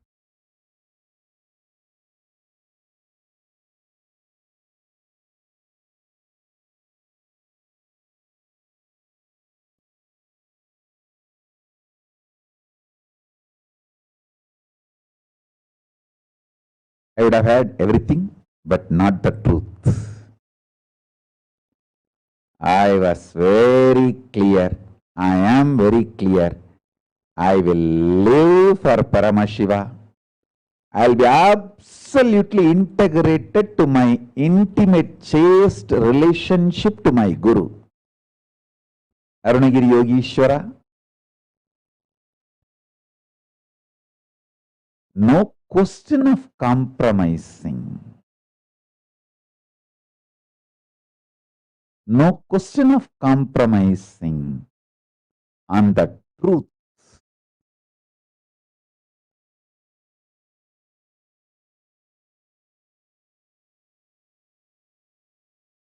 Statism, rebranded as nationalism, cannot be the replacement or substitute for the cosmic truths, cosmic science, cosmic revelations called Sanatana Hindu Dharma. NRIs, the Hindus who are residing, I should start using the word NRH, NRIH maybe, the Hindus who are residing outside India. Only the Hindus who are residing outside India can understand what I am talking immediately.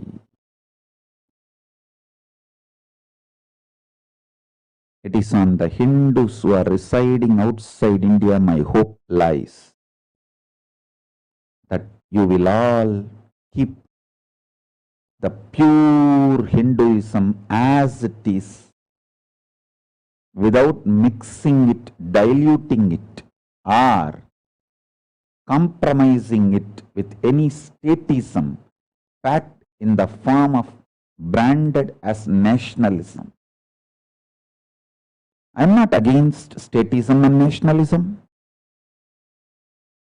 but if you feel that replaces, that can be replaced or equivalent to the cosmic science, cosmic truth,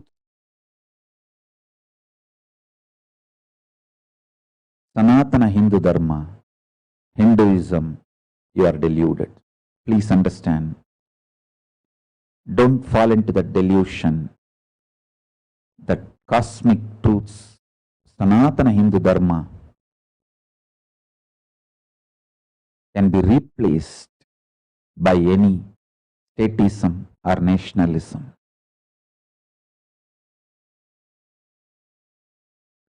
If you read Ramayana and Mahabharata, you will understand.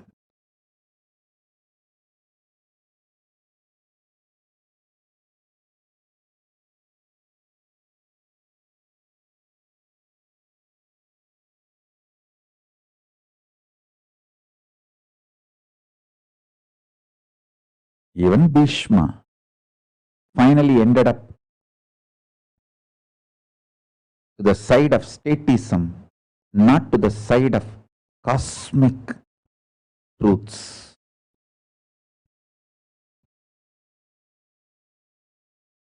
The whole Mahabharata is the war between the pure Sanatana Hindu Dharma, cosmic truths, Krishna, and statism.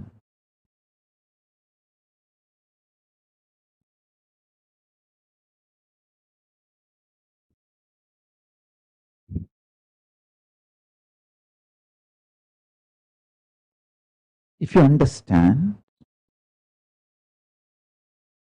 these great truths,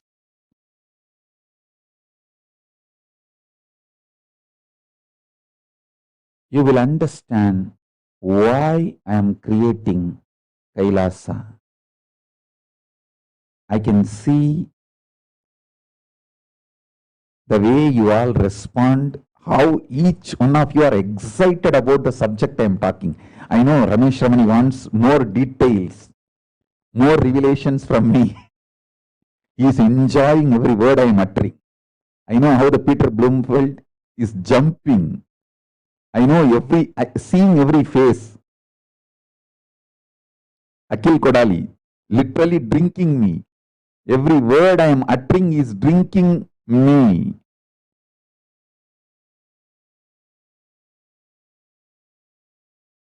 Anusha always sits one corner, but even sitting in one corner, in our reluctant warrior role also, even she is not able to hide her excitement. I can see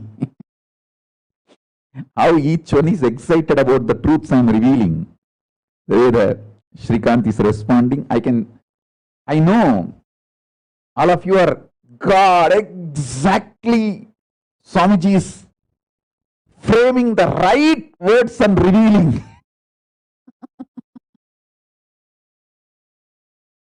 My hope is on all of you. I tell you guys, at some corner on this planet Earth, we need to keep Sanatana Hindu Dharma in its pure form, at least like a seed bank for the future, without getting diluted, polluted by any statism brands. Pure Sanatana Dharma is worthy of worship worthy of revival, worthy of preservation, worthy of practice, worthy of enriching. Understand?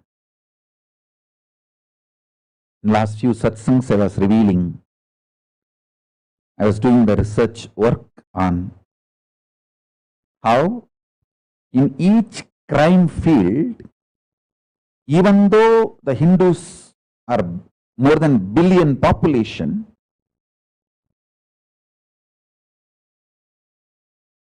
the number of people, Hindus involved in crimes, doing crimes, is either negligible or 0% compared to other religions.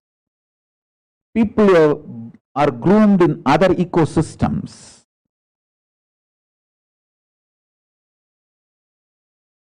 And compiling the data, organizing, I'll present it to all of you. Once I complete the project, then you will all understand.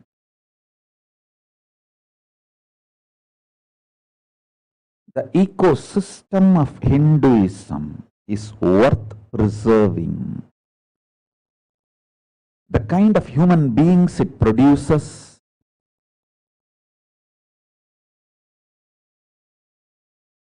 is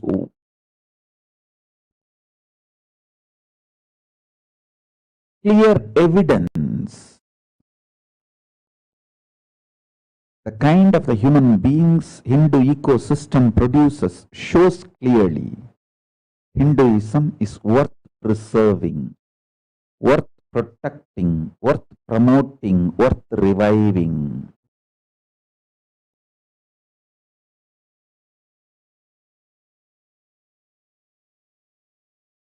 When I say Hindus residing outside India, I am not meaning only born Hindus.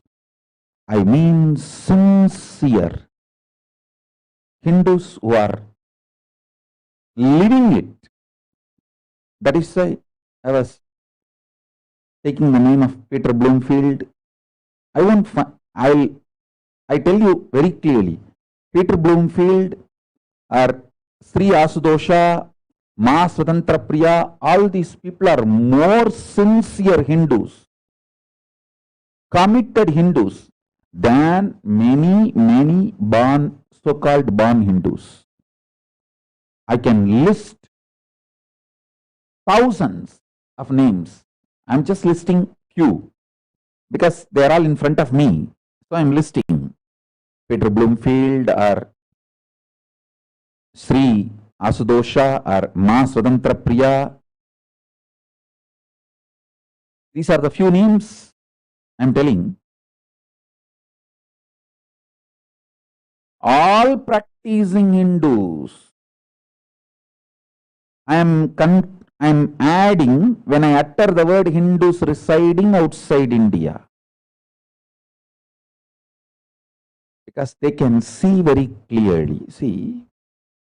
They can see very clearly how in many nations, especially Western nations, the church and state is separate. So you can understand in those places what I am talking. If you are living in the countries where church and state is separate, you will understand how the statism, packaged or branded as nationalism, cannot replace or equate the cosmic truth called Sanatana Hindu Dharma.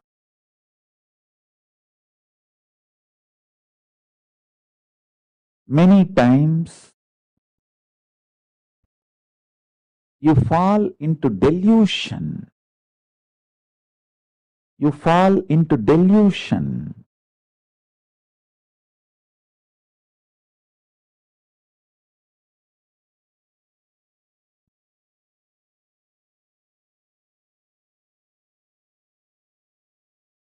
thinking Sanatana Hindu Dharma can be replaced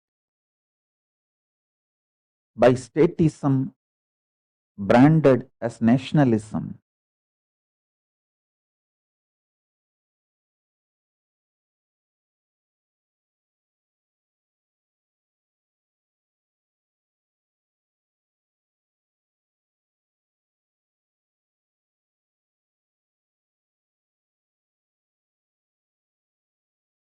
Maybe only for Sarvanyapeta Kartas and Sarvanyapeta Yajamans, I'll have few sessions to explain how the statism cannot be replaced for statism cannot be put equivalent or replaced with the cosmic science called Sanatana Hindu Dharma.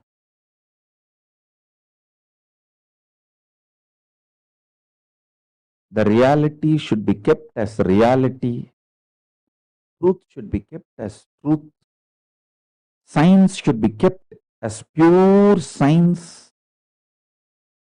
At least as a seed bank in one corner of the world, without getting diluted for the sake of marketing and selling or controlling the masses. I am not going to comment on people who use Sanatana Hindu Dharma to control masses. No. I am not going to talk about them. I am not going to comment anything about them. I am not going to name or comment. No. I am not going to get involved into that. I only wanted all of you to know at one corner of the world, some remote corner of the world, as a seed bank, this truth and reality should be kept alive. I will do that with the grace of Paramashiva and the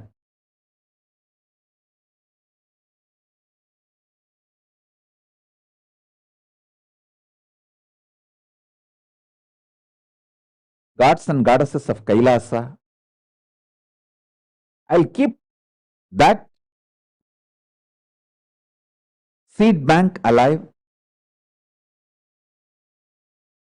for all of you to come, rejuvenate yourself with the power of truth, the cosmic science, refresh yourself, breathe the truth sincerely and live sincerely,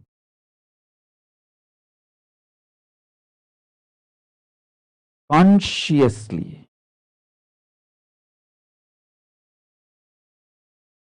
That's all is my work. That's all is my work. That's all is the purpose of Kailasa. Somewhere I want to keep the seed bank of the pure Hinduism as it is.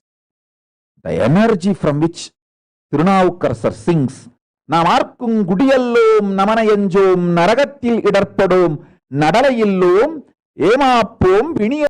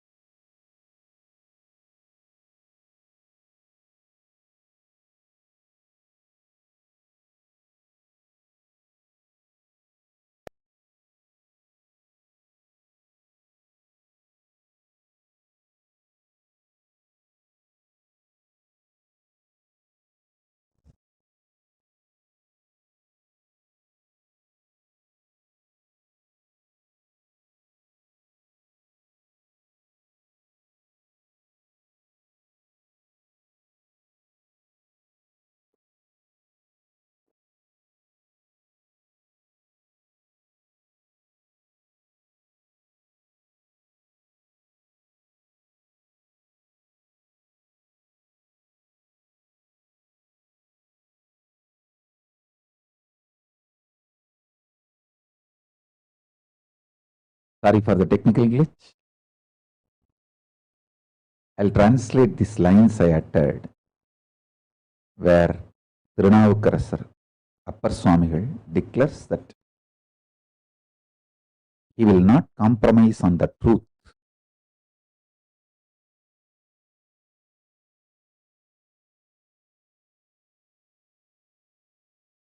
He is responsible only to Paramashiva, answerable only to Paramashiva, because he has become a surrender to Paramashiva. He will not be bothered about anything else, including he goes to the extent of declaring he is not citizen of anybody and he doesn't care about death. He declares his integrity to Paramashiva in this verse.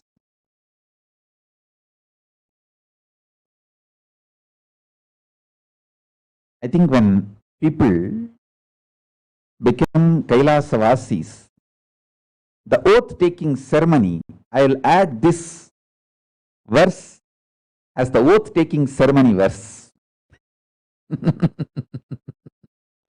This should be the declaration anybody to make to become Kailasa Vasis.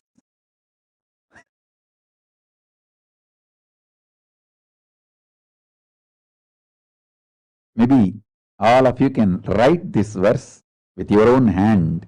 I'll put the verse and the translation at least 3 times so it can sink into your being.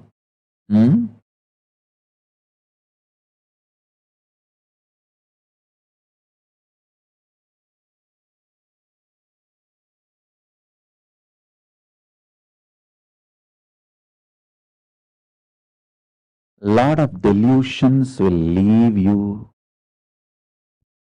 if you understand in how many places you mistook, replaced, got deluded statism as Hinduism. The cosmic dharma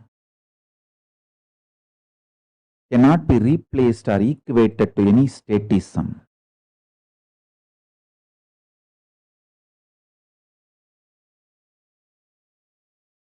Like how in search of taste you lose health, how in search of wealth many times you compromise on your health. Same way, in search of statism you lost dharma, the cosmic dharma, many times due to delusion.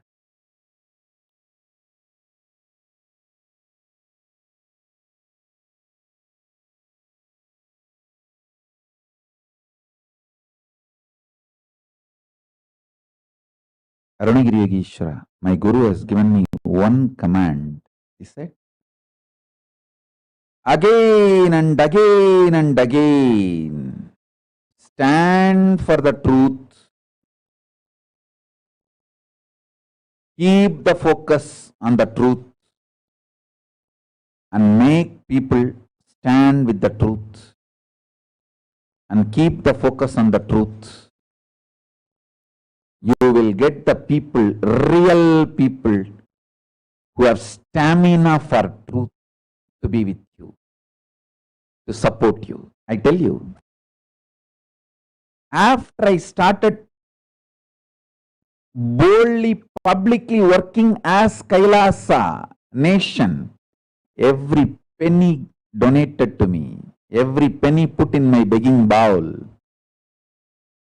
every minute you volunteer, the time, treasure, talent you share, directly is working for Paramashiva.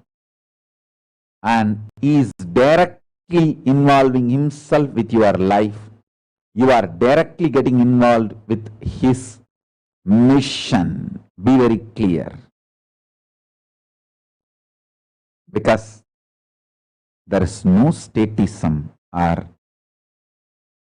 statism branded very cunningly as nationalism is involved with the Kailasa work. It is pure cosmic truth, cosmic dharma, universal truths revealed by Paramashiva as it is for all human beings and the whole universe and for the whole cosmos.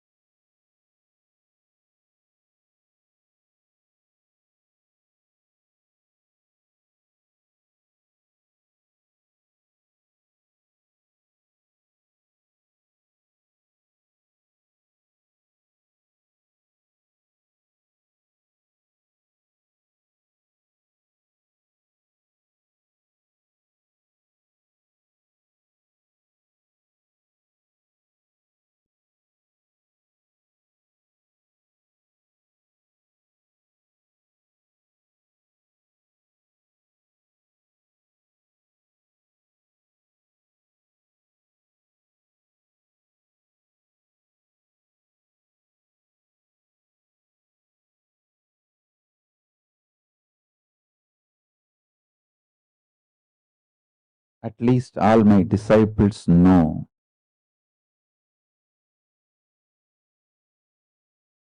the amount of attacks, assassination attempts I am facing.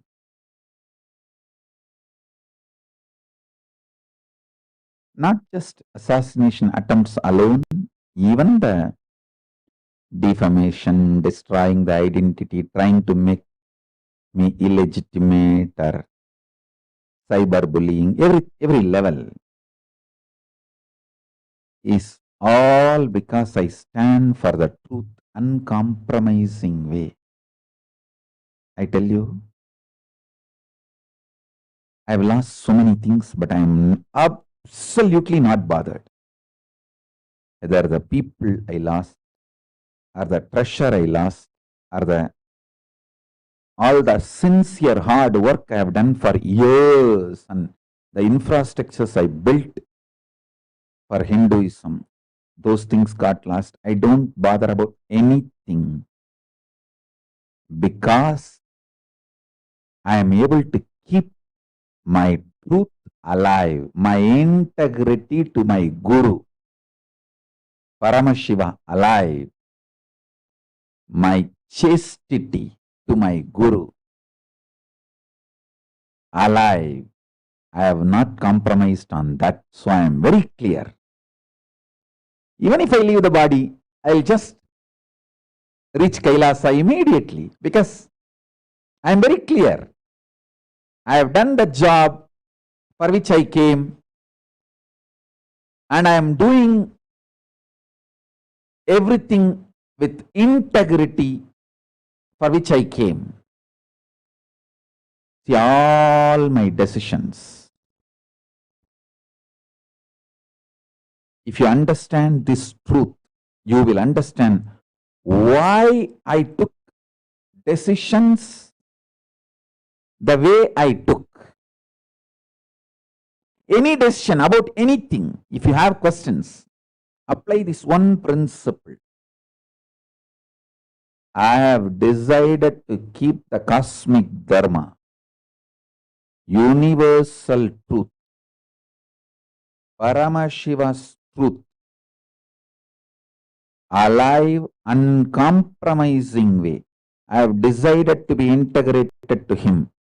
My chastity to Him, my integrity to Him is my only priority. That's it. If you are interested in that, I never give up on you. I always make sure you understand what I am doing. I'll again and again reach out and make you understand.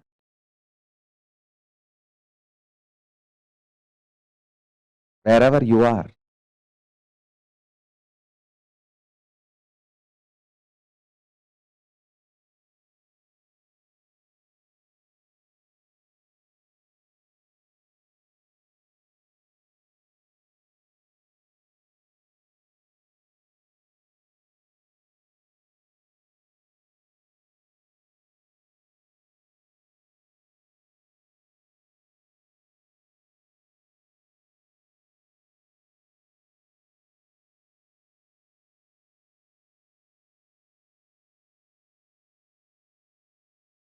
I won't bother about anyone, even if they bring billions of dollars.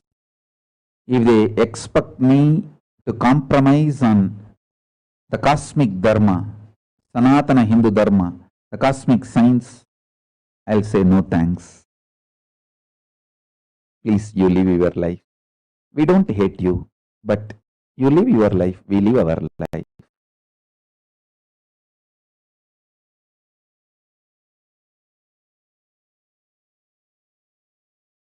So much of stones are thrown at me. With the grace of Paramashiva, I collected everything politely, organized all of it, and built a beautiful temple and a beautiful fort and Kailasa itself for Paramashiva and for all of us.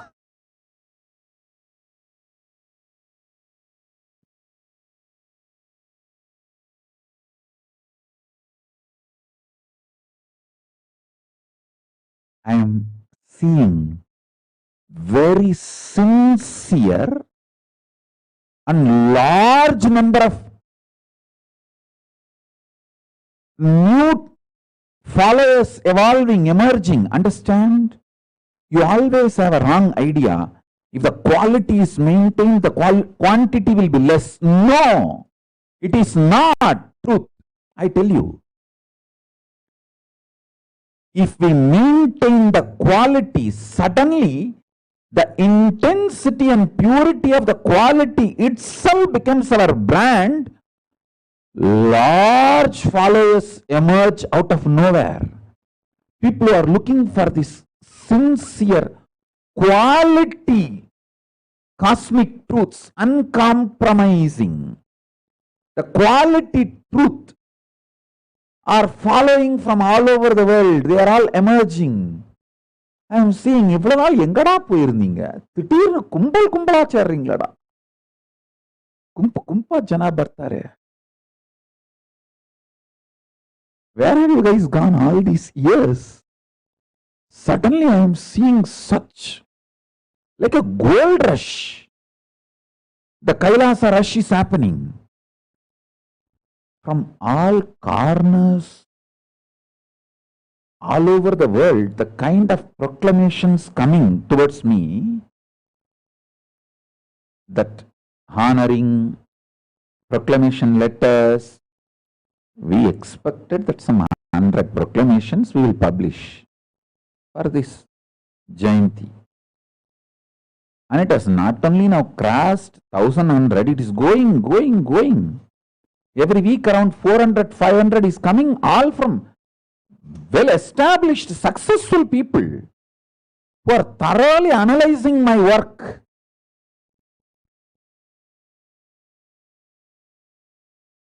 And I am telling you, they understood that Swamiji will not compromise on the truth. Is a different metal altogether. And I am attracting now that kind of a sincere followers who are looking for the pure truth as it is. And I am very happy about it. Big influencers, great achieved people, high achievers,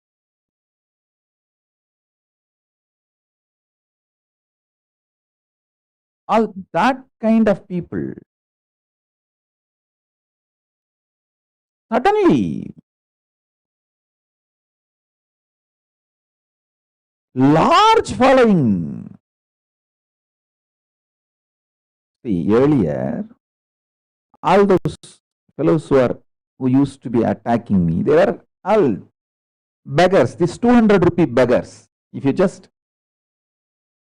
pay 200 rupees, they will do anything in the internet. இந்த வாய வாடகை கூட்டு பிழைக்கிறவனுங்க அந்த மாதிரி gang. That's like a large culinary gang. But all culinaries. Cheap wolves.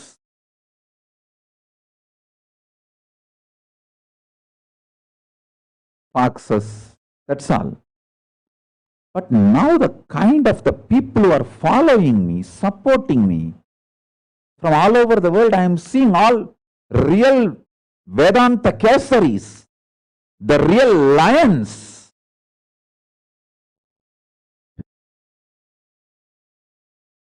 That is, and in large quantity. It is not that less number of people, because the quality is very high, the number of people are less. No. Intensity, quality, uncompromising, honest, sincere seekers, quality and large quantity. So, the delusion, you are all taught, if the quality becomes high, intense, uncompromising, the quantity will be less, is a wrong idea. It's a myth. It's a lie told to you. I am seeing the practicing Hindus are more strong, intense than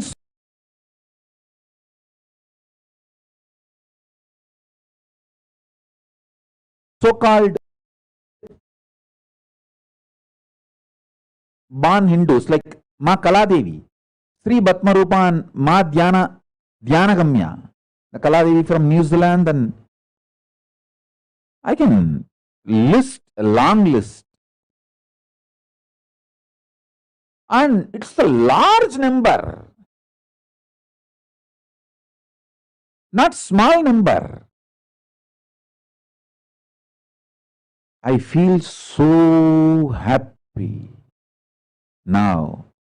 Actually, I feel tremendously settled that I maintained my chastity to Paramashiva, my integrity to Paramashiva, my honesty to Paramashiva.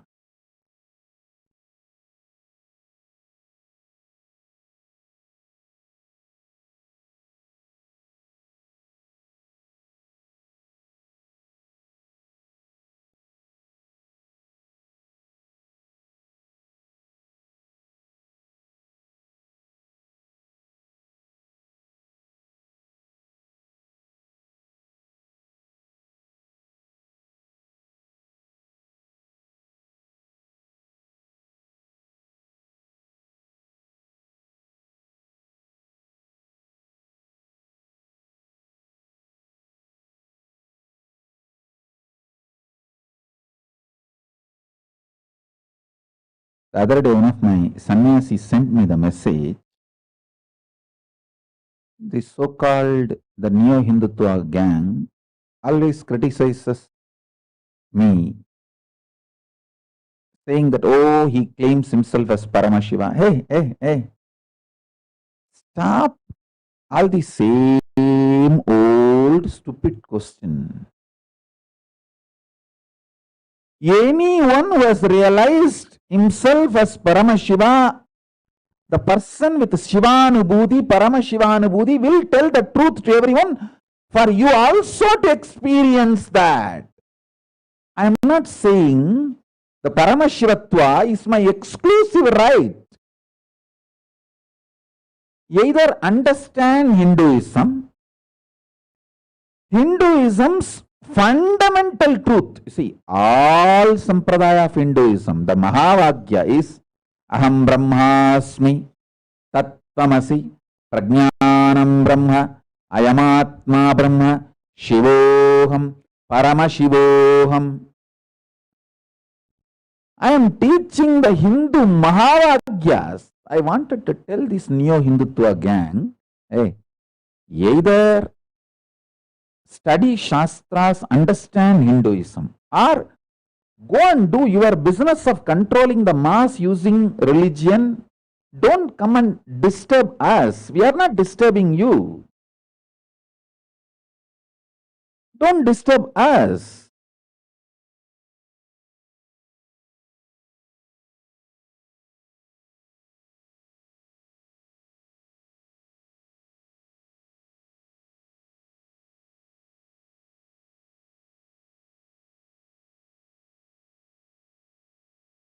I want all of you to know, Neo-Hindutva is Christianizing Hinduism. Because that is the only way you can use religion to control the masses. Hinduism was never designed to control the masses and can never be used in its pure form to control the masses. It can be used only to enlighten the masses, never gaslight the masses.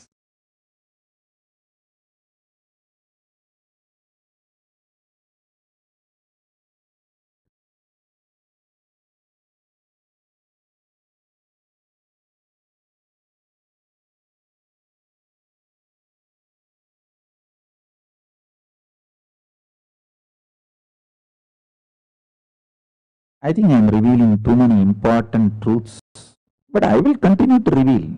Paramashiva has given me so much safe place and protection only to reveal the truths as it is, uncompromising way. I won't criticize anyone, I won't hurt anyone, I won't disturb anyone, but I will continuously reveal the truths as it is originally, uncompromising way.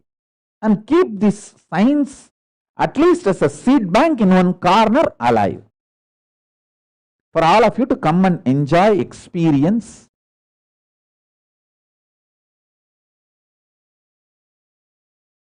My sincere vision for Kailasa is manifesting. I see how I want, when people come to Kailasa, my sannyasis will be waiting to receive you. Once you leave your shoes, that will be polished by some of my sannyasis, kept neatly. And when you come and you will be received, the moment you are in the Kailasa, you will be given food or refreshment, drinks, whatever you need, based on the time you arrive and whatever you need, based on whether you are hungry, thirsty. And once you finished eating, drinking, they will hold the water vessel, wash basin to wash your hands. Completely cared, loved, taken care. And this pure truth is shared as an experience through our programs, initiations, and you rejuvenate yourself and manifest Paramashivatva in every dimension and go back to the planet Earth to radiate this wherever you are living, wherever your home, business, life is. But consciously, intensely connected to Paramashiva and Kailasa.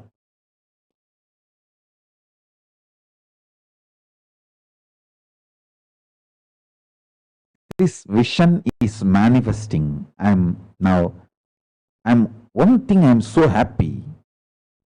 In these last few years, I could inspire very sincere sannyas team who is ready to do this kind of service. The humble, obedient, disciplined, radiating Paramashivatva and serving people seeing them as Paramashiva.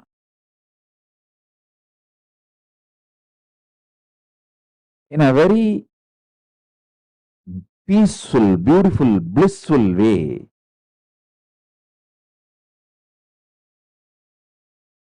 We could categorize very clearly the real Vedanta Kesaris and Kulnaris.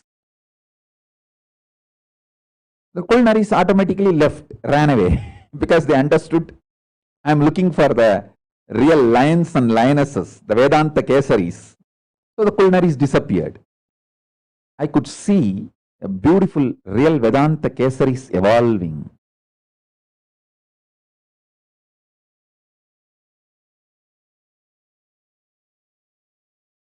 A real, honest, sincere sannyas team evolving.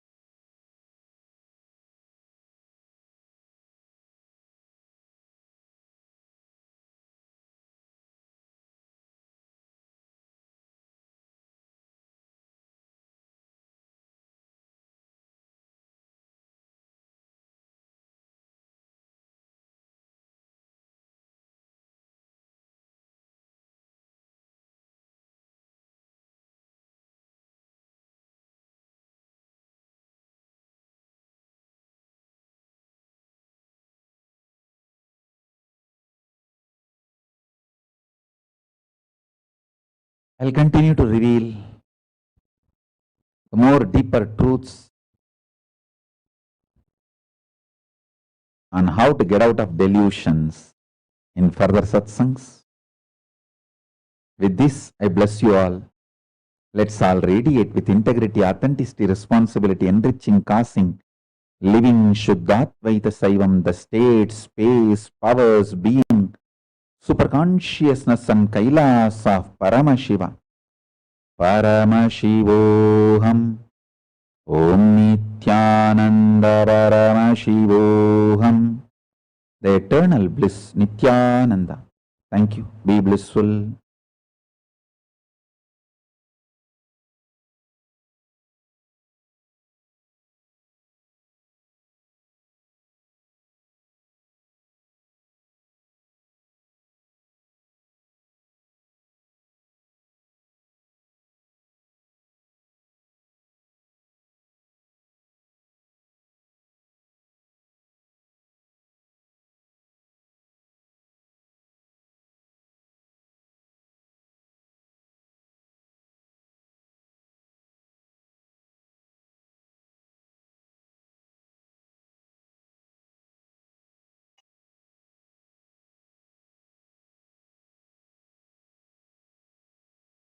कैलासोन्नतद्वादशान्तश्यामलापीठारूढा श्रीमीनाक्षि सुन्दरेश्वरा भिन्नस्वरूपा परशिवपुत्ररत्न Kumar गुरुमण्यतुल्यावतार श्रीपार्वतीस्तन्यपानलब्धदिव्यज्ञान विश्रुत सकल निगमागमसारभूत द्राविड वेद प्रवक्त्रे श्रीमत्परमशिव करुणा समधिगत मुक्तामय चतुरश्रयान गीयमान छत्र चामर श्रीचिह्न काहलादि समस्त बिरदावल्यलङ्कृत ज्ञान विज्ञान चक्रवर्ती सर्वजन संघ सद्यो निर्वाण दीक्षा व्ययापवर्ग वर्ष विश्राण जीमूत परमतकलभकेसरी शैव सिद्धान्त स्थापनाचार्य श्रीराजाधिराज पाण्ड्य महाराज गुरु क्षपण शाक्यादि महान्धकार निवारण ज्ञान भानु वीक्षणानर्हार्ह ध्वजोच्छेदन पूर्वक श्रीमद्वृषभध्वज स्थापक शैव समय कर्त्रे सर्वज्ञ पीठारूढ श्री जगद्गुरु श्री ज्ञान संबंध देशिक स्वामी वागीश सुंदर माणिक्य वाचक स्वामिनाम् अवतार भूत श्री ज्ञान संबंध स्वामी पुनरुद्धृत श्यामला पीठ सर्वज्ञ पीठ त्रिनवत्युत्तर द्विशततम गुरु महासन्निधान अरुणगिरि योगीश्वर परंपरागत अरुणाचल सर्वज्ञ पीठ गुरु महासन्निधान कैलास परंपरागत कांची कैलास सर्वज्ञ पीठ त्रयस्त्रिंशदुत्तर द्विशततम गुरु महासन्निधान नित्योत्सव नित्य मंगल नित्य कल्याण नित्य रजित कैलास परंपरागत आदि कैलास नित्यानंद पीठ महासंस्थान महासिंहासन पीठ कर्तः साक्षात् श्री परमशिव समुद्भूत कैलास परंपरागत वैवस्वत मनु इक्ष्वाकु हरिश्चंद्र भगीरथ श्रीरामचंद्र शूरसेन इत्यादि अनवच्छिन्न सार्वभौम चक्रवर्ति परंपरागत चतुष्षष्टि योगिनी मंडित चतुष्षष्टि संप्रदाय प्रवर्तक मनुधर्म शासन सूर्यवंश प्राप्त सर्वज्ञ पीठ सुरांगी साम्राज्य मूर्धाभिषिक्त चूडामणे साक्षात् श्री परमशिव समुद्भूत कपिल महागुरु पुनरुद्धृत महानिर्वाणि पीठ अष्टोत्तर सहस्र श्री महामंडलेश्वर साक्षात् श्री परमशिव सिंहासनाभिषिक्त समस्त गणनायक श्री महागणपति समारंभ अनवच्छिन्न पीठाधीश्वर गुरु परंपरा प्राप्त अटल पीठ अष्टोत्तर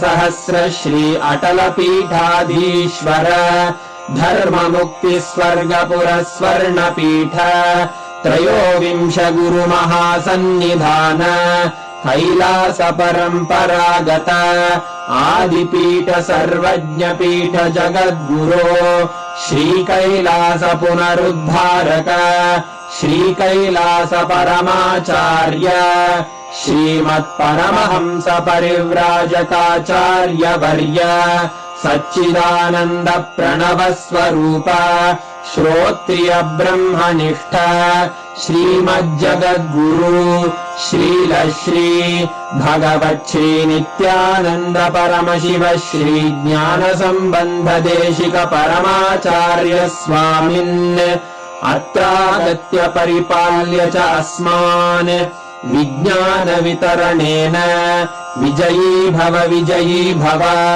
जय जय